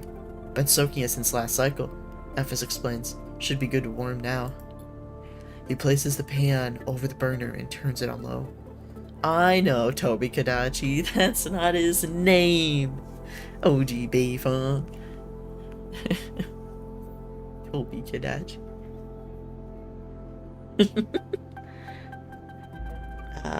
We have some time now. He wipes his hands clean and throws a cloth over his shoulder. However, there's one difference this cycle. He smiles. You've been the one providing the ingredients, so it is my turn to provide a story. Okay. Good. The story is important to me. He's opening up to us. He gestures for you to both sit on the folding stools behind the stall. I think it means like me and him, but that threw me off a bit. You see these. Emphas runs a hand over his forearm, tracing the circular scars that mark them like perfect bite marks. Conway called it an anchored interface rig. A mechanical control device for piloting a heavy-duty extraction suit in low-G industrial operations. We called it a bone suit? What? He points to a pattern of large circles on his shoulder. They drill in and anchor it here, then all the way down the arm. He taps each scar on the way. It maps mechanical movements to the suit exactly. A 1-to-1 mechanical replication. You swing your arm, a 2-ton arm swings too. You should have seen the recruitment vids. Strong people in even stronger suits, tearing through stone and scrap. Superheroes. Half my graduating year signed up. From company school to company shuttle. Conway from birth to death. Dang. He stares off into the distance for a moment, fighting with the memories. But the bone suits weren't good. The rate of failures was high, and failures meant arms torn off, anchors torn out, broken bones, bad stuff.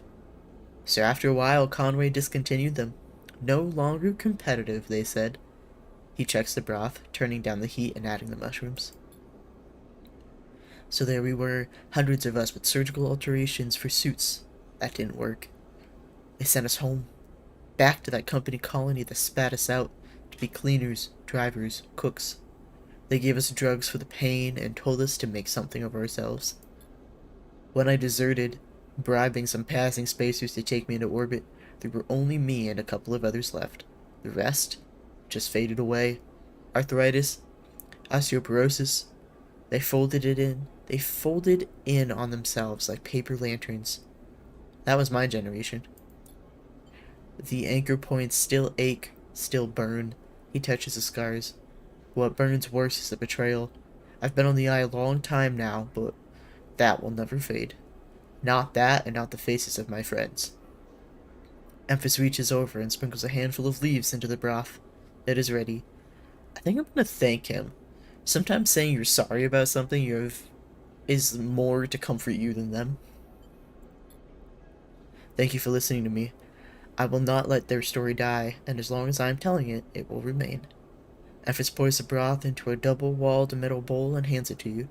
The heat radiates through your hands, and the smell drifts up, rich and sharp, like a pine forest after the rain. You drink the broth slowly, chewing the matsutake and thinking. Emphas busies himself with cleaning the pans in the bowl, sealing the kelp back up for another day. Then he quietly comes to sit with you while you finish your meal. Neither of you speak, preferring instead to let the story linger in the air a little longer. I'm sensing some intimacy. It is not that there was nothing to say. It is that sometimes, in the moments after something, speaking breaks the spell. So you both idle, eager to be in each other's company, Emphas taking longer over his cleaning, his packing, and you savoring the final dredges of broth. When you finally finish and hand him the bowl, you feel the spell break, and the story leaves you both. And as you leave, you know that both of you are somehow a little more empty and a little more full than before. Dude, he's so cool! I love everything about this. Traded food and stories with the local story eater. Achievement. I only have one upgrade point. Oh, this game's so good. Is there... Can I... Oh no, that was... He doesn't want... I figured he would want some of every kind of mushroom, but that's not the case. No. That's alright. Maybe he'll want it sometime. Let's see. We have no money. We are fully fed though. A 5 and a 6. Let's take a quick look. I thought one of these was a 5. I don't know why I thought so. Isn't there one more somewhere? Oh, up here. It's a 2. That's what it was. Okay. Excuse me. This is rough. Let's go up top. Ascend to hub. We ignored a lot up here because we had some very pressing shit going on. Let's see if we can get on the ship for Lim and Mina. Looks like it's positive. Okay. You watch the loading crews going back and forth, noting their paths and entryways. Could this work?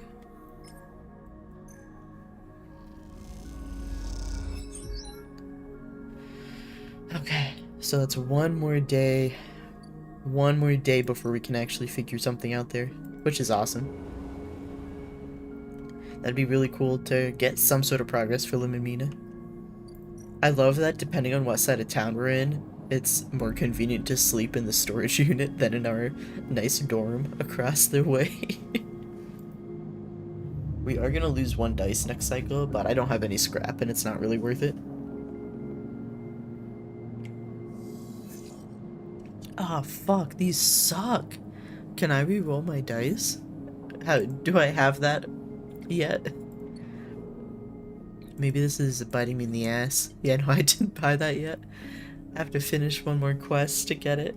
Ah, that sucks. I think once I do this, I might get it. Let's see. So back up we go, up to the hub. And to see if we can sneak onto that ship. We actually just might get Lim and Mina killed, but it's okay. It's not okay, but we'll see. I know there's a 25% chance of failure, but we're optimistic here. Fuck. You agree to help with crates, but all you get for your trouble is half a cycle of exhausted work. So we got tired. I guess we have to use the 6. Okay, you watch the crew. Okay. Caster. Quite the achievement, isn't she? Sandra Celis must be proud. You recognize the resonating voice of Castor immediately and turn to him, to see him hooded and tucked into the shadows near the viewing platform. Ignore him. Sleeper, I'm a friend. I came all the way up here to see you. Castor walks out to stand beside you on the platform. The telltale clunk of mechanic boots accompanies the slow crossing. He notices you looking at him. I don't much like it up here, he explains. I hear there's some trouble at the Havnet shipyard when they announced the results of the crew lottery. They screwed us. I know, he sighs, meeting your eye. An ugly business. Sellers are too used to the way things work in the Corps. Exploitation is the only logic they know. He gestures out at the side reel. You know why they built this monstrosity on the eye? Money, probably. That was a part, perhaps, but there are cheaper shipyards. He stares at the pristine yellow hull. Salas built it here. says Castor gravely, because they didn't want anyone to know it exists. He rubs his forehead. And secrecy is something I cannot abide. He turns to face you. There are people being loaded onto that ship as we speak. Sleeping people, locked in cryo-sleep like the person that you were emulated from. There were hundreds of them, and Celis wants to send them out to a planet at the edge of the settled systems without anyone knowing where it is. But you, Sleeper, can do something about that. You're like me, you deal with data. You can read it right out of the air. With someone like you on that ship, secrecy isn't a problem. You can ping back whatever I need, whenever I need it, as long as you're on board. If I do that, though, I feel like that's the end of the fucking game. Without you on the side reel and with some minor modifications, he pauses. You can be my eyes and ears. I'll keep track of Celis' grand project through you. In short, says Castor, stretching, I can get you aboard, Sleeper, but I am going to need you to help. I don't want to do that. I don't know, my whole point of doing this was Philum and Mina.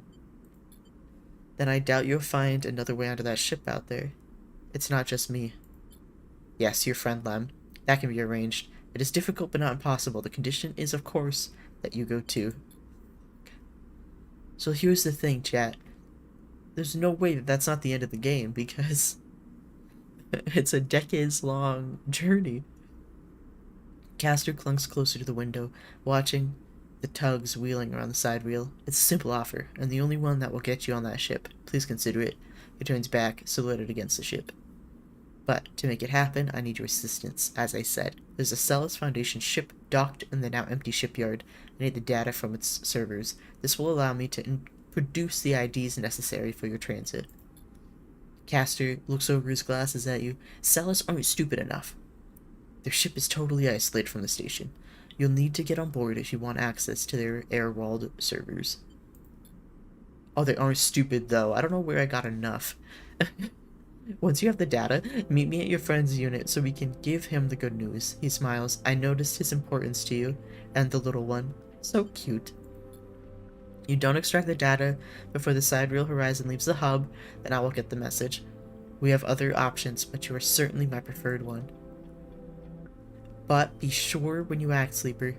Once you take the data from Celis, you'll set off a series of events that will likely be hard for you to untangle yourself from. Either way, I recommend you stop asking around up here. You're bringing a lot of attention to yourself. Castor glances around, as emphasizing the point. There were only a handful of cycles until departures.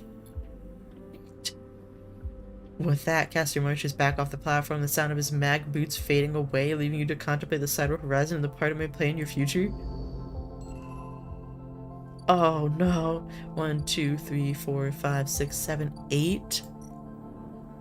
There's 8?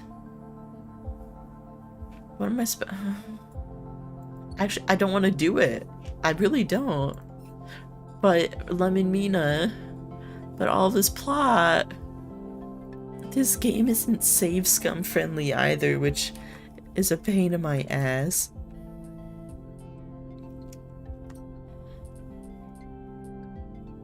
I don't... Do you think it's a game that once you finish it, it'll give you checkpoints you can play back from? But I feel like so many options have carried me through the whole, like, followed me through the whole game. Oh, that's really fucking annoying. Okay, so... Castor's offered if you cooperate, perhaps you could be leaving the side reel after all. Oh... He wants me to collect data. I'm gonna be honest, I wasn't paying attention to what he needed from me. I was too busy screaming. So it's a not with this.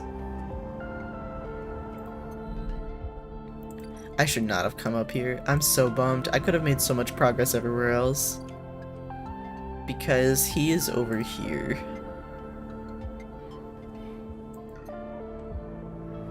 I actually don't understand what they wanted from me, which I am nervous about. Because it says... He did say if you don't do something by the time it leaves, that's my answer. I thought he needed information collected.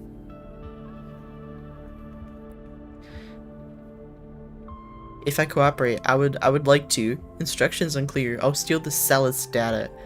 Okay, fucking where, dude? Fucking where? There we go, that's my 2.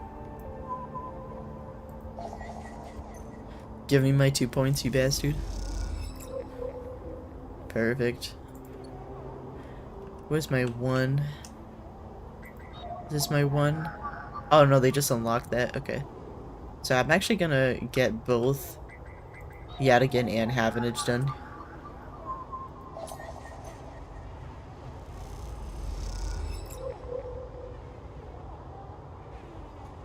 Let's see.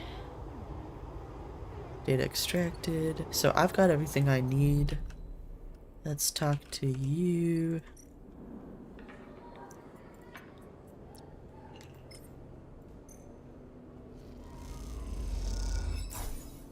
I appreciate what you've presented, but I have nothing more to offer. Oh, it just gives me a ship mine core?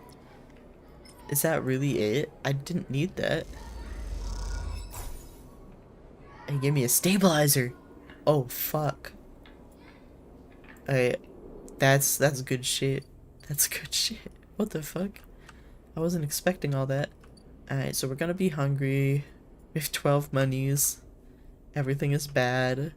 Alright, let's go back to sleeping in our little hovel.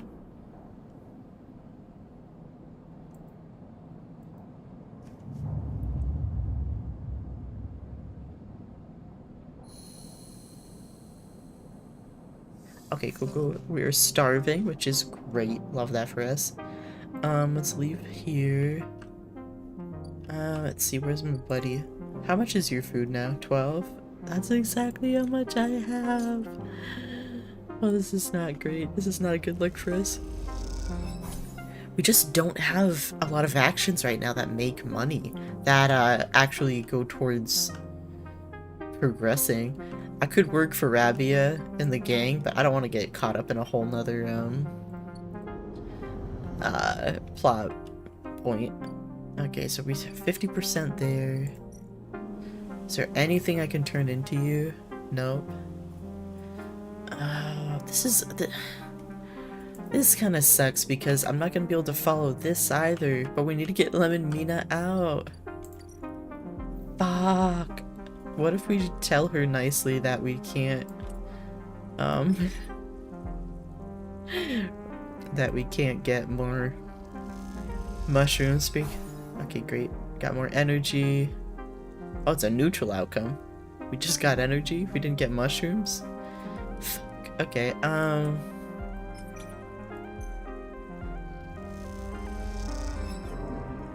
How?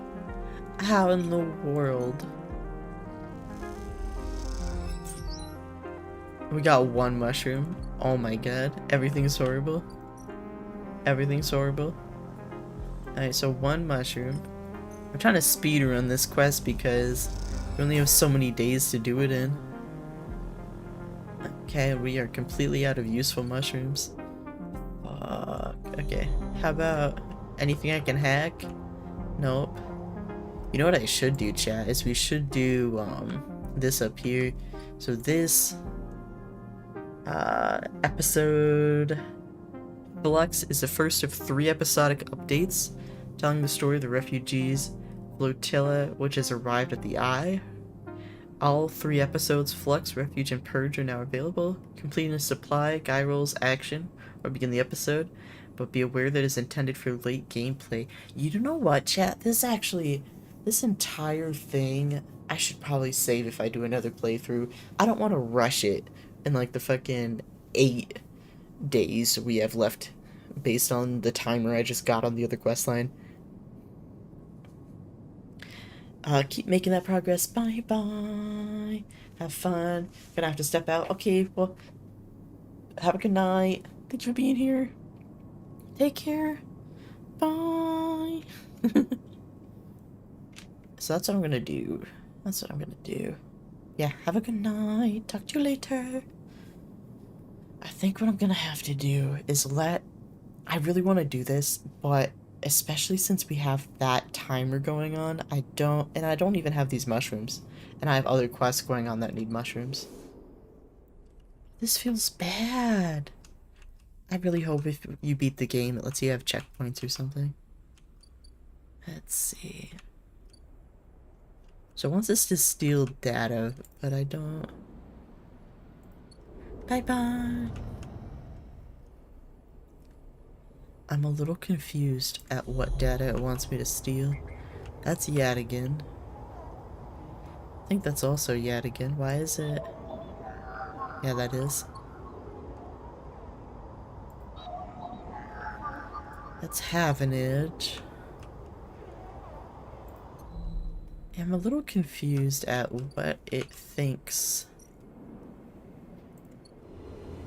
I'm doing here.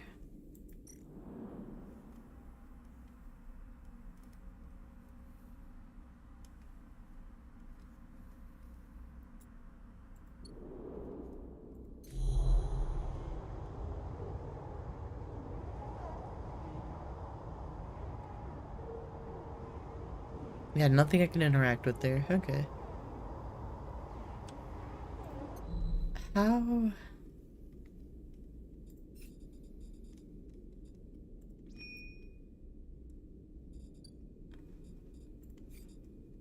Steal the Celis data. Okay. What do you... I can't do anything about this. Like, is it the day of?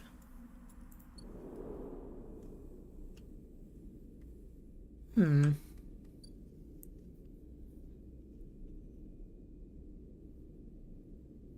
Hmm.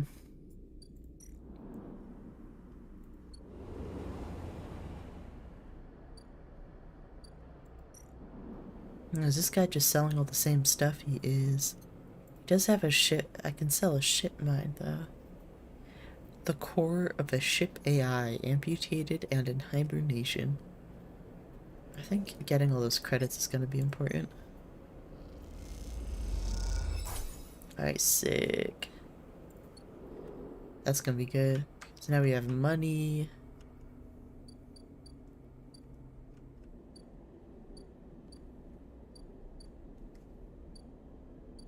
Let's see. I don't think there's no ship there. I think I missed this. I really don't really need anything there. What we could do is, I forgot I was working on this. Let's see, this is risky. Fuck it. Let's see if we get hurt. Ah, we made it. Good service. People flowing out of the Overlook, keeping you busy. Your mind drifts to those easy fantasies of just passing through. My sense of self-preservation is kicking in that, the Lim and Mina questline is very difficult and very risky. Alright, sick. Got a lot of good shit with those dice rolls. Oh, here we go. Sell a ship. Okay, so we can observe and explore, which only needs 3. Careful observation and instinct for security procedures will help you understand how to sneak on board. Or bluff past security. The fastest way to know this ship is by pretending you work there. A plan so bold it might even work. So we're doing the strategy of walk in with a high-res vest and a ladder. Patrol pattern, security information, server room locations. You need to case this place bit by bit. Or if security gets wise to the potential threat, the Celis ship will go into lockdown for several cycles. Oh.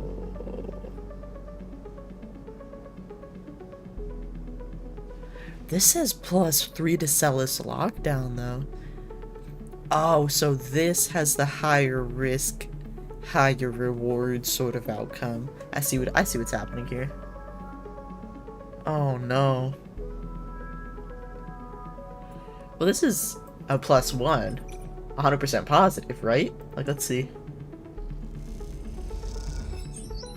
Okay, so nothing happened in the lockdown bit. Okay, okay. So we can only do this once. Oh.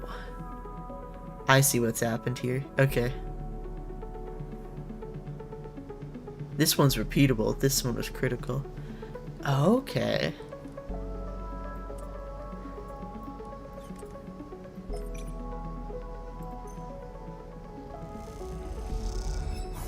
That was only a 1? Oh, you stop that. Okay, I guess we have to do the 6. Careful observation and instinct for... So is this gonna end everything, though, if I get on board right now? I was so excited to do it. Let's not do that yet. I don't want to leave yet. Lim and Mina, we can all live in the garden.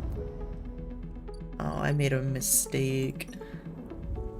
I made so many mistakes. Let's fuck up my condition even more. Give me a mushroom. Give it to me. Fuck yeah. Alright, sick. We are just destroying our condition. Let's see. I have nothing I can give you. I think we just commit. We just stay the course and we just commit. Alright, fuck it. Let's get back over here. Let's get on this ship. There we go. We have committed. This is what we've trained for. We didn't even trip one of these even once. I have no dice for this. Perk, you were in. Maybe if you do this right, you might be able to pull something more than just IDs. Sell its data and cryo. Well, I have nothing. No more dice, so let's go sleep. Probably one of the last times we sleep in a little storage unit. Okay, let's end the cycle. We're gonna be hungry though. Should I? No. We're gonna end the cycle. It's fine. 3 dice is fine.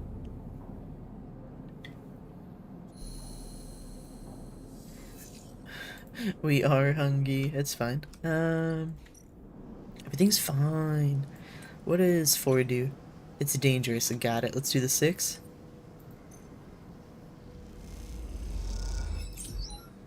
Got a fuckload of money. I got some data. Sick. Alright, so what do you want from me? You're good? You're done? Okay. We have a lot of money though. I could just buy another stabilizer before we leave. You know, to kind of survive. Let's see. We have a lot of money. Let's buy one.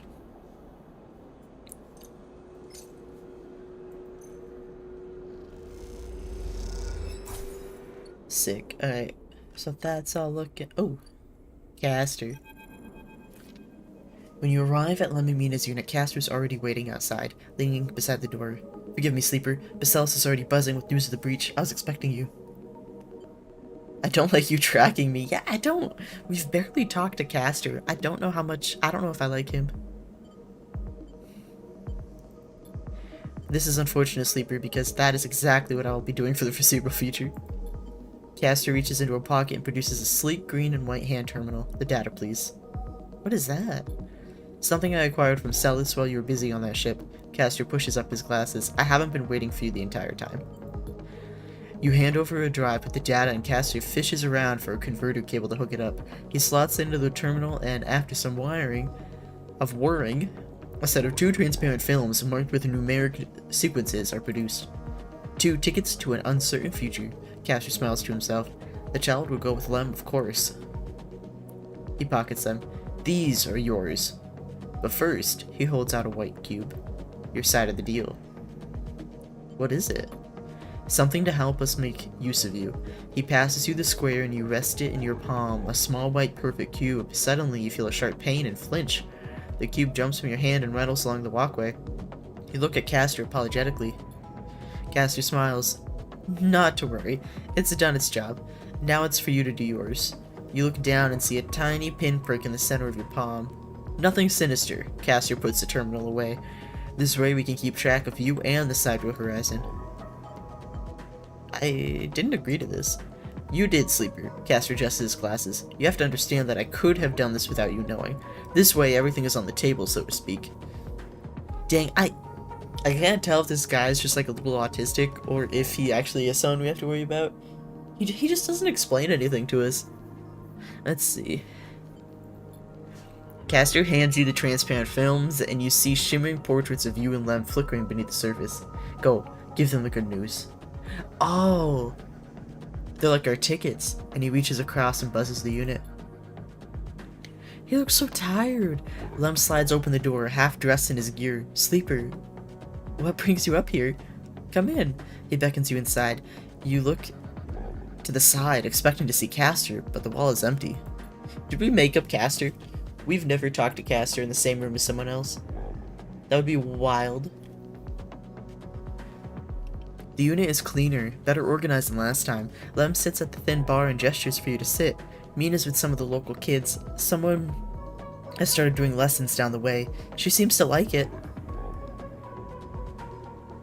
I stand. Lem looks concerned. What's up, Sleeper?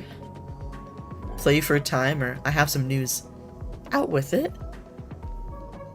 Lem laughs. Rethink things? No. I have Salus IDs for us. You have... Lem freezes. How? He blinks rapidly as if to wipe you from his vision. Does that mean... Yep. Lem stands up and paces around the unit. We have to pack! He starts laughing. Holy shit, we have to pack! He turns back to you smiling. How the hell did you swing the Sleeper? A friend helped. Well, thank you, friend. You show him the ID films and he whistles at the portraits. Impressive stuff! He pats you on the shoulder. You should stay until Mina gets home. We can tell her together.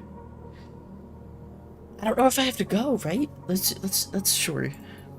Oh no, what if they track me here? Oh, I think I just killed them. Oh, okay. Everything will be fine. Everything will be fine. This'll be fine. The buzzer goes. That'll be her. Oh no. Oh no. Liam gets up and opens the door, and Mina, a bundle of energy and life, rushes into the room. Robot! She shouts. Okay. I thought it was someone who's gonna blast him. I am so nervous. Lem picks her up. Mina, you won't believe what they brought us. You flash her the passes and she looks confused. We're going away after all, Meanie. He lifts her up above her head on that big, beautiful ship. Mina screams and Rem laughs. He puts Mina down and she runs over to you and hugs your legs. I love you, Robot, she says quietly so only you can hear. I love you too. And a while later, when you leave, you don't even think to check for Castor by the door until it's too late. You stop and turn halfway down the walkway, but there's nothing there. Even that little white cube is gone. So you keep walking back through the low end, deep in thought, excited and scared all at once. Wait. Where am I? Hold up. Wait. Wait for preparations to be completed. Oh. So they've given us some time. Okay. Okay. So we can still work on some few things. Okay. Where is it going to be up here then? I was really upset about cutting some of the other quests short, but this seems so adorable. So it looks like 5. Okay. Okay, I can live with this. I can live with this. Okay. So 5 cycles. Let's see. We got 5 cycles. We have money. Some stabilizer. I feel like if I was going away for decades, I'd want to buy more stabilizer, like hoard up on that shit. But let's see. Oh, can I get my mushrooms yet? The fruiting bodies are appearing. Great. What's a negative? Let's see what could go wrong. Okay, so we got some fungus. Great. 50% negative. Let's see what happens. Now we're good. Probably just not get as much. Let's see. So we got some mushrooms for her.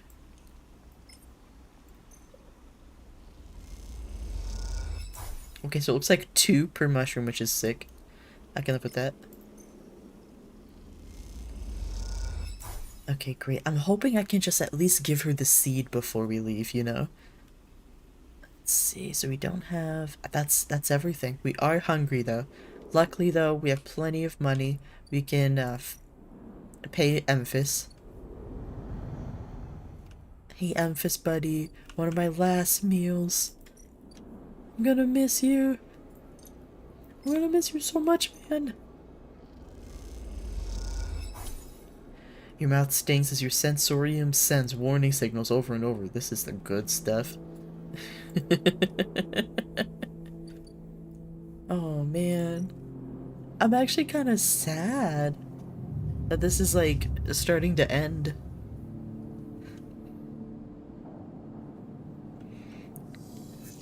so we actually don't have a ton of dice left. We actually have several stabilizers. I didn't realize that I'd done this.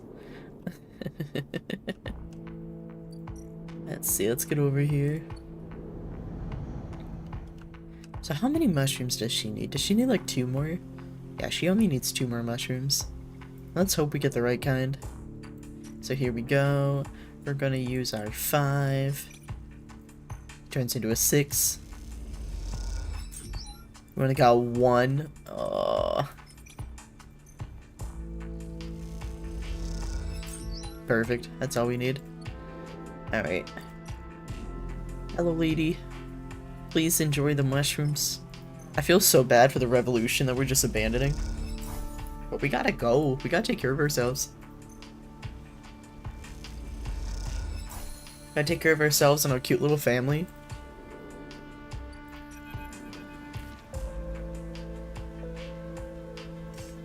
Rico meets you at the entrance to the lab, leaning on her crutch with a glint in her eye. Walk with me, sleeper. I'd like to tell you a story. She makes her way down the corridor that leads back up towards the main commune building. When people first crossed what we call Founder's Gap into the Greenway, they did so against the wishes of Andre Erlin. At the time, Erlin was trying to stabilize the Union and establish control over the Eye in the wake of Solheim's collapses. It was chaos. Competing factions, failing systems, so many dead and injured from the riots. That was his priority.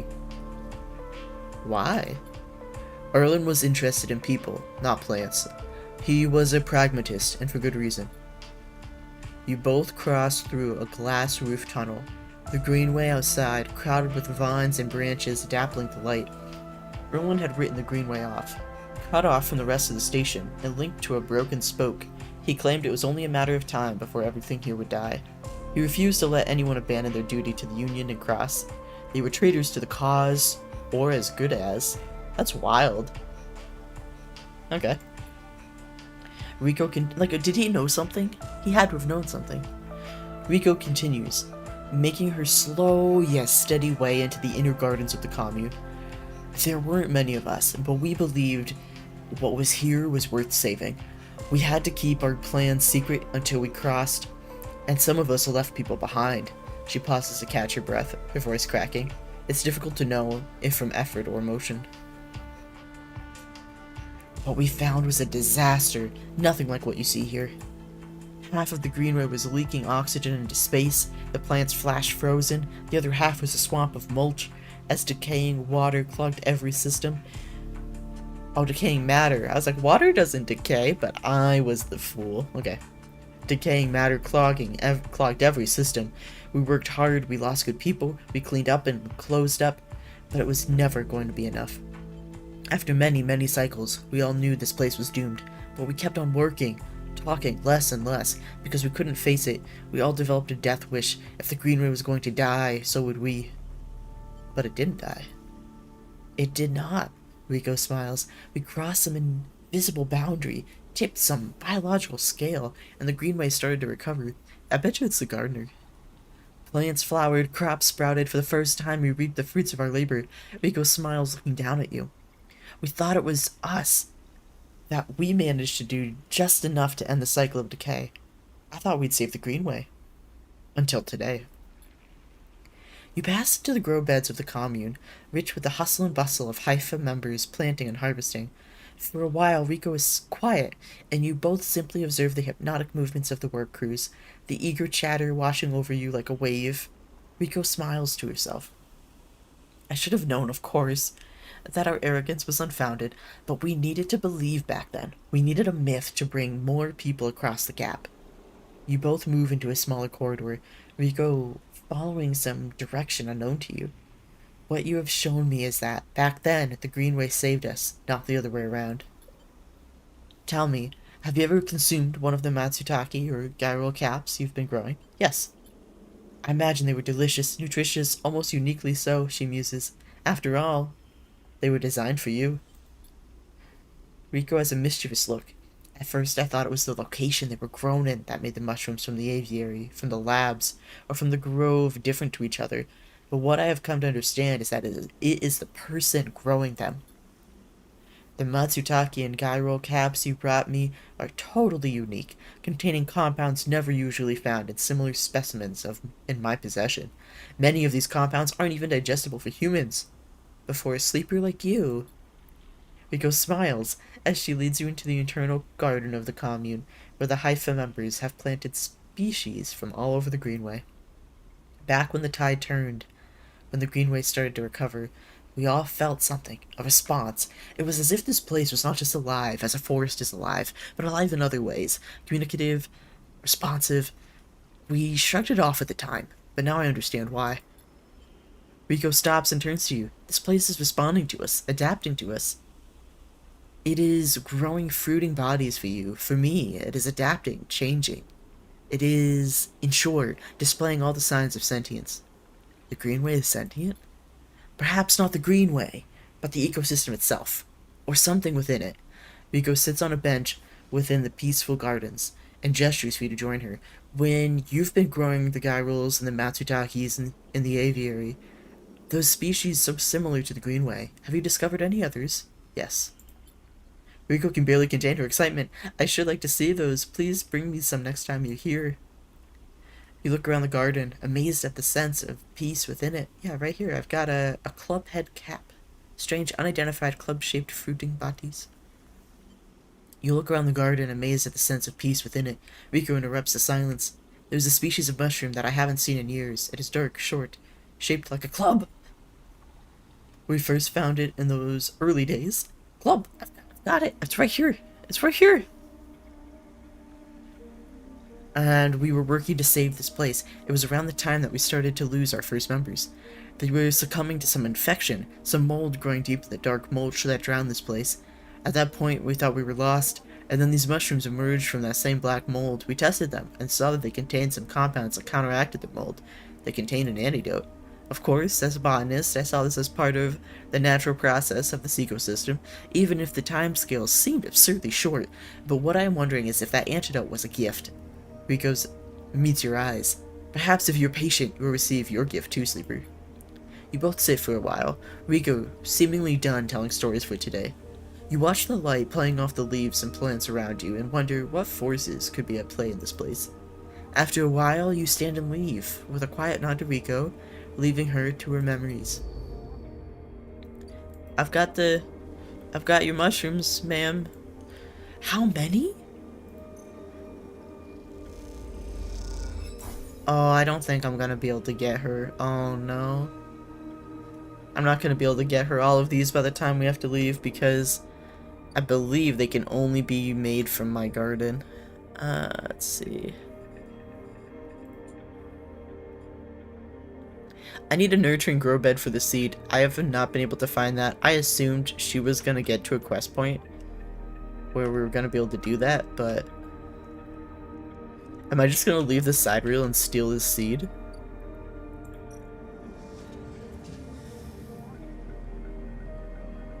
Nah. I'm looking to see if an option's opened up for the seed.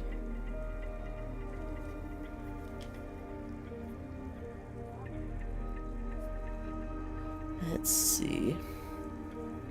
So here's the problem. Even if we collect spores, I don't think we're gonna get enough.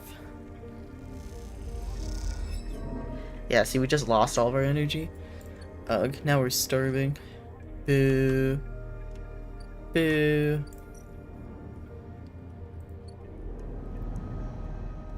So let's do two things. We're going to eat at Emphasis stall again. Hey buddy, I'm here every fucking day. You're welcome. We're keeping his shop alive. Alright, so we're gonna leave there. We're going to go to our little storage bin. We're going to use a stabilizer. Because I want as many dice as possible. These last few cycles are going to be so important. So important.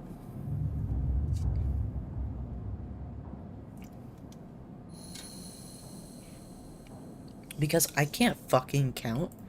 We're going to go visit up top and see how many days are left before this thing leaves. Okay. 3 cycles? Oh, I'm pissed. I'm actually pissed because that's only 3 cycles.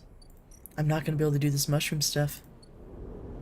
what we can try to do, because what happens is we need 2 more spores, and then once we do the spores, we feed them into our garden. Oh, shit. Hold up. Hold up.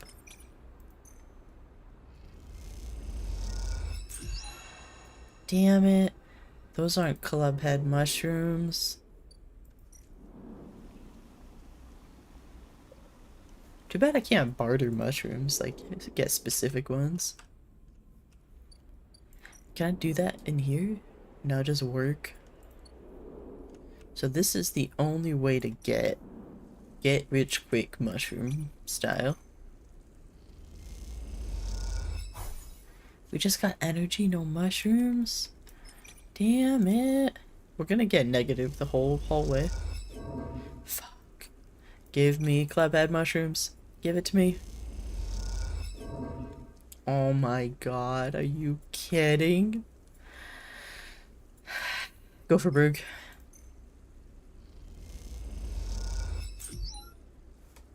These aren't even the right mushrooms. I hate everything. Everything's horrible. Everything's bad. This is all the worst. Fuck. Alright, well.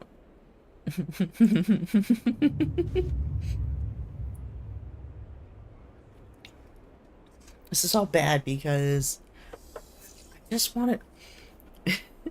Canonically, though, we're gonna leave with this, like, ethereal earth seed in our pocket.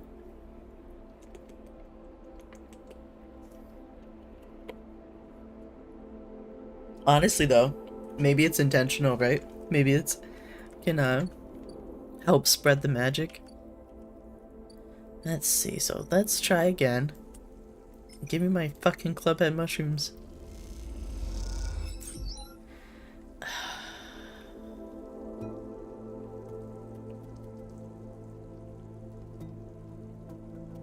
I've gotten other mushrooms here, right? I'm not just making this up?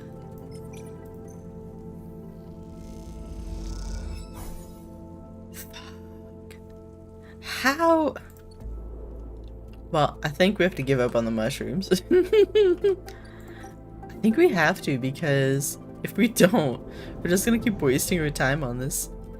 Okay, so are there any other plot points we wanted? Oh yes, over here.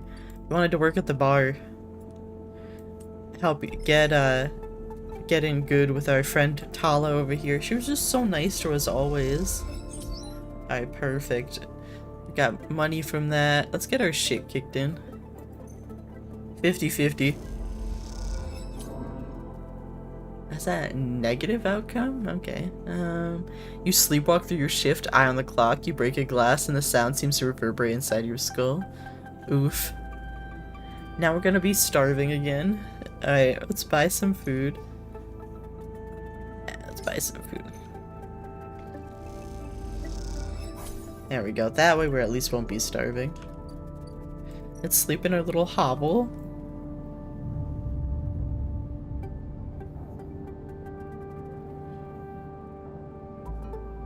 The fact that those mushrooms are so rare is such a tease. Alright, so I think we get one more day.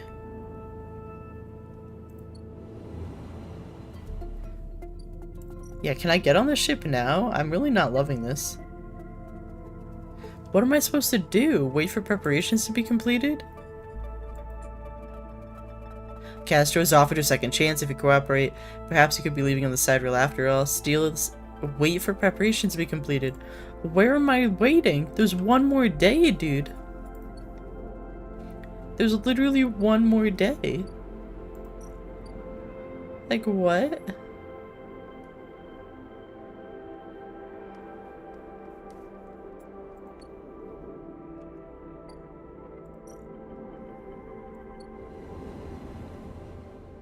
I don't know. What do I want to do with my one day? It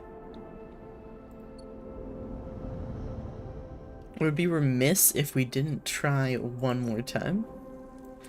Come on, mushrooms. Fucking Christ. Okay,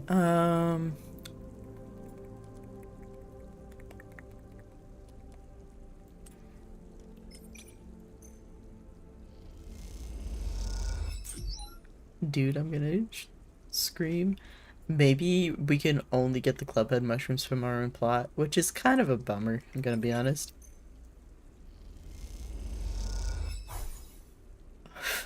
Neutral outcome, at least we got energy. Like, what a bummer, dude. Well, there's nothing else to spend this on. There's no other plot points that I can kind of, sort of, commit to. Alright, we got more energy. Woo. Alright, so with that all done, let's go by before, because I don't know if the last day is gonna force anything. Something's telling me I want to buy more medicine. Because I feel like, especially if I was going on a thing, on a decades-long journey, a medicine that I need to take like once a week, I feel like I should have at least a couple weeks worth of the medicine. I don't know why, but my bones are just like, I need to make sure I have the medicine. Alright, let's finish. I said we have to wait for preparations. We haven't heard anything. If we miss this ship, I'm gonna be so sad. Alright, great. All done. Leave. Nothing down here. Ooh. Nothing there. Let's have one more meal with Emphas. Just as a goodbye, a parting gift. Bye bye, Emphas. You're the best. Alright, let's get up here.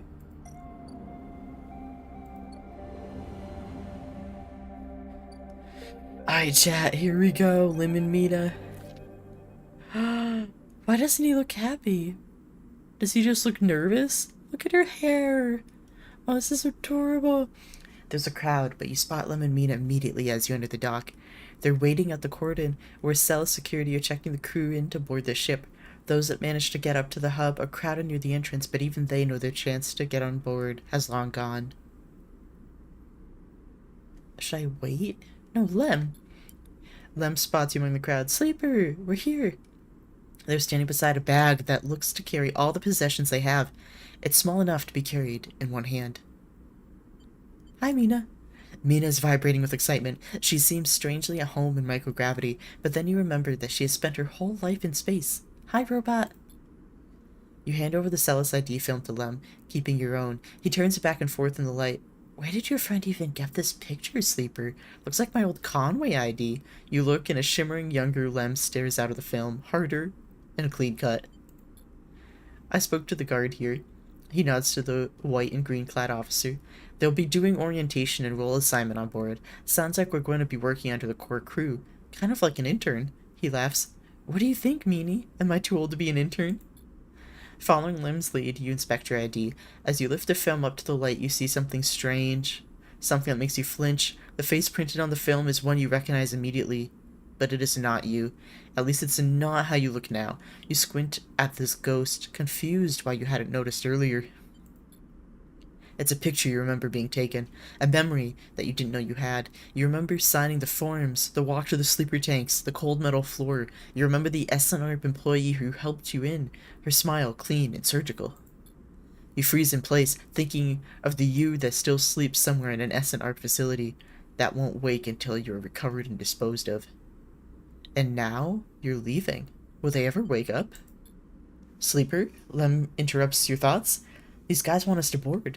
You stare at him without thinking, then notice the guard gesturing to you both to come forward. You all kick off and float over to them, steadying yourselves on the guardrail. You hang back, letting Lem present his ID film first. The guard slides it across a white machine, much like the one Castor printed them from. You reflexively rub the puncture mark on your hand, even though there's no trace of it now.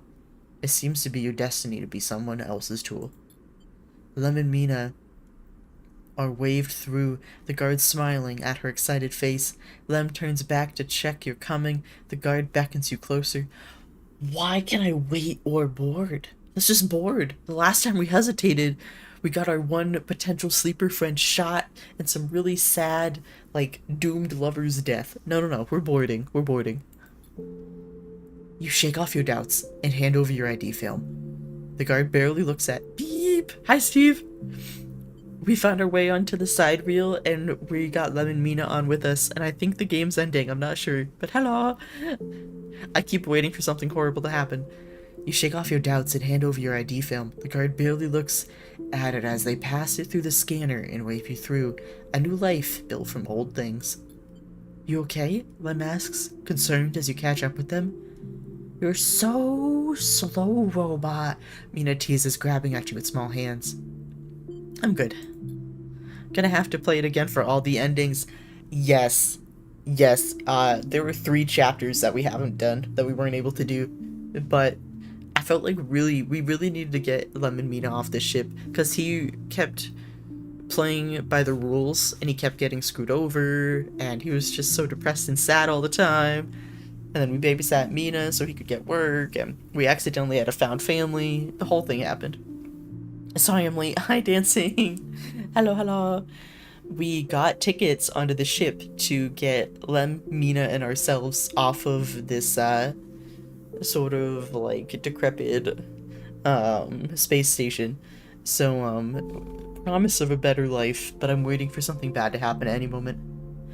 Let's see. How much harder it must have been for him to cross that threshold. Mina struggles in his arms, trying to get to you, and Lem relents, struggling with both the bag and his daughter.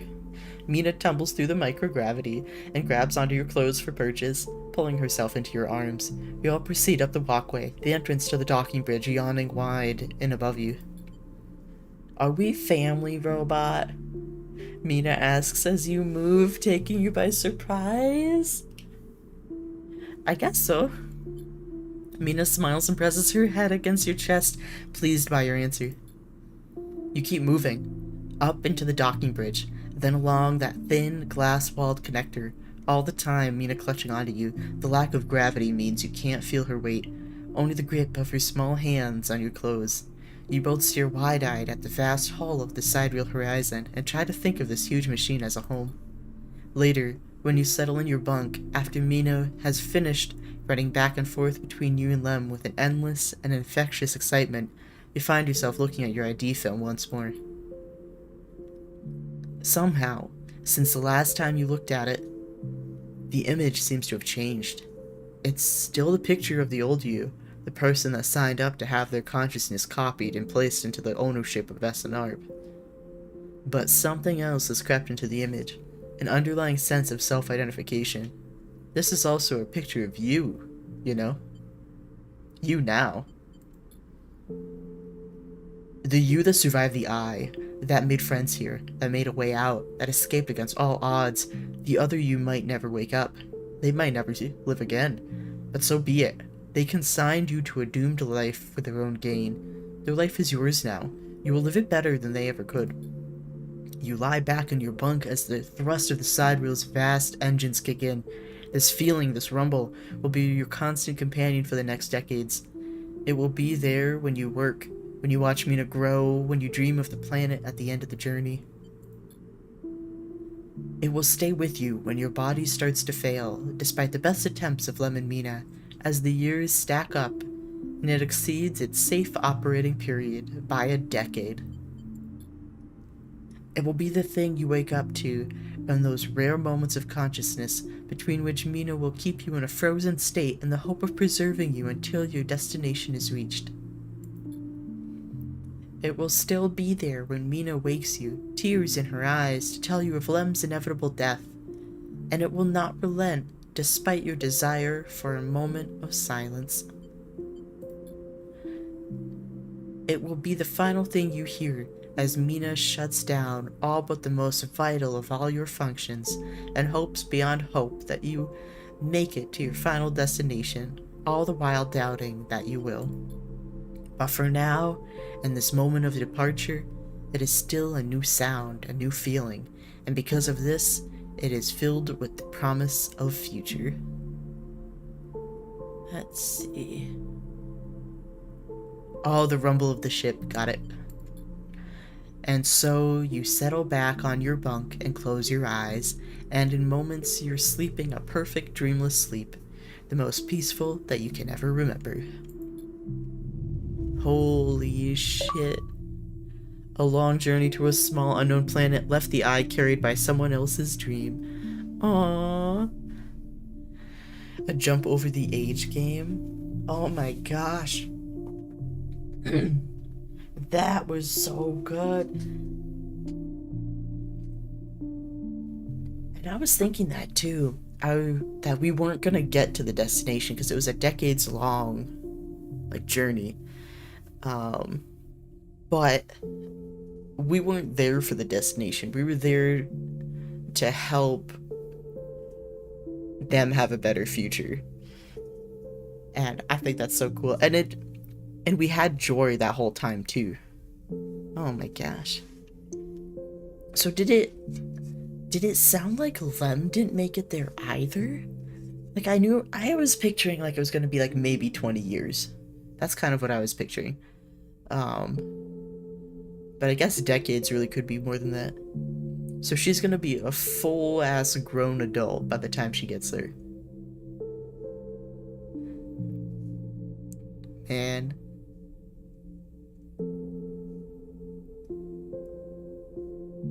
that was pretty good. That was really good. I enjoyed that a lot.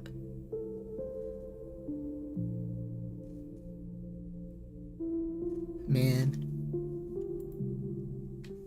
Continue. What does continue mean? 48? Where do you continue from? Nah, I think... Where do you continue from? Hold up. Where does it... Is it before you get on the ship?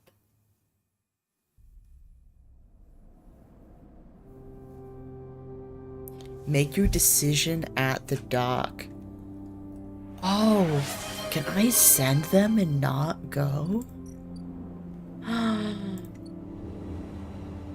Oh, you can. Oh. We have a hydrate. Thank you, dancing. Oh. To send them and not go with them. Oh, that's awesome. That's awesome for unlocking more of the story, because technically this feels like a really early end to the game based on like how the other plot lines are set up. Gotta do that hydrate.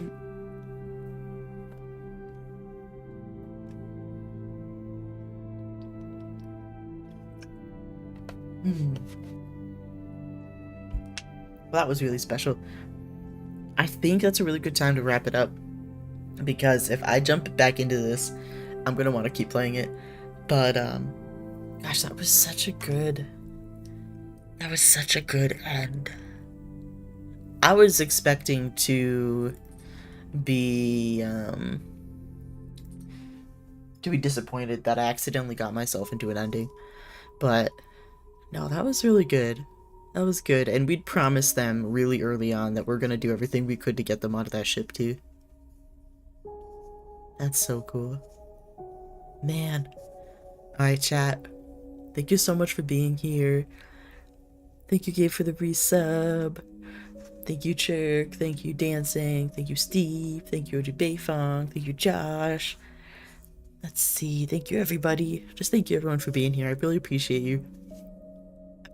Hope you have a good rest of your week. And as far as I know, I'm going to be streaming on Sunday as scheduled at 9 a.m. Eastern Time. And that is probably going to be First Ascendant with Wolfstag, Swiftcast Steve, and Adam if he's around. But for everyone, I stream on Mondays and Wednesdays at 7 p.m. Eastern Time. Mondays lately have been Warhammer building and painting. Wednesdays are solo games, and Sundays are First Ascendant. Have a good night. Good night, Josh. Thank you for being here. Hugs and love for you too, Dancing. Perfect. Okay. But yes, the very last week in October, I'm going to be off on vacation, so I'm going to have a few YouTube videos planned to go live then, so make sure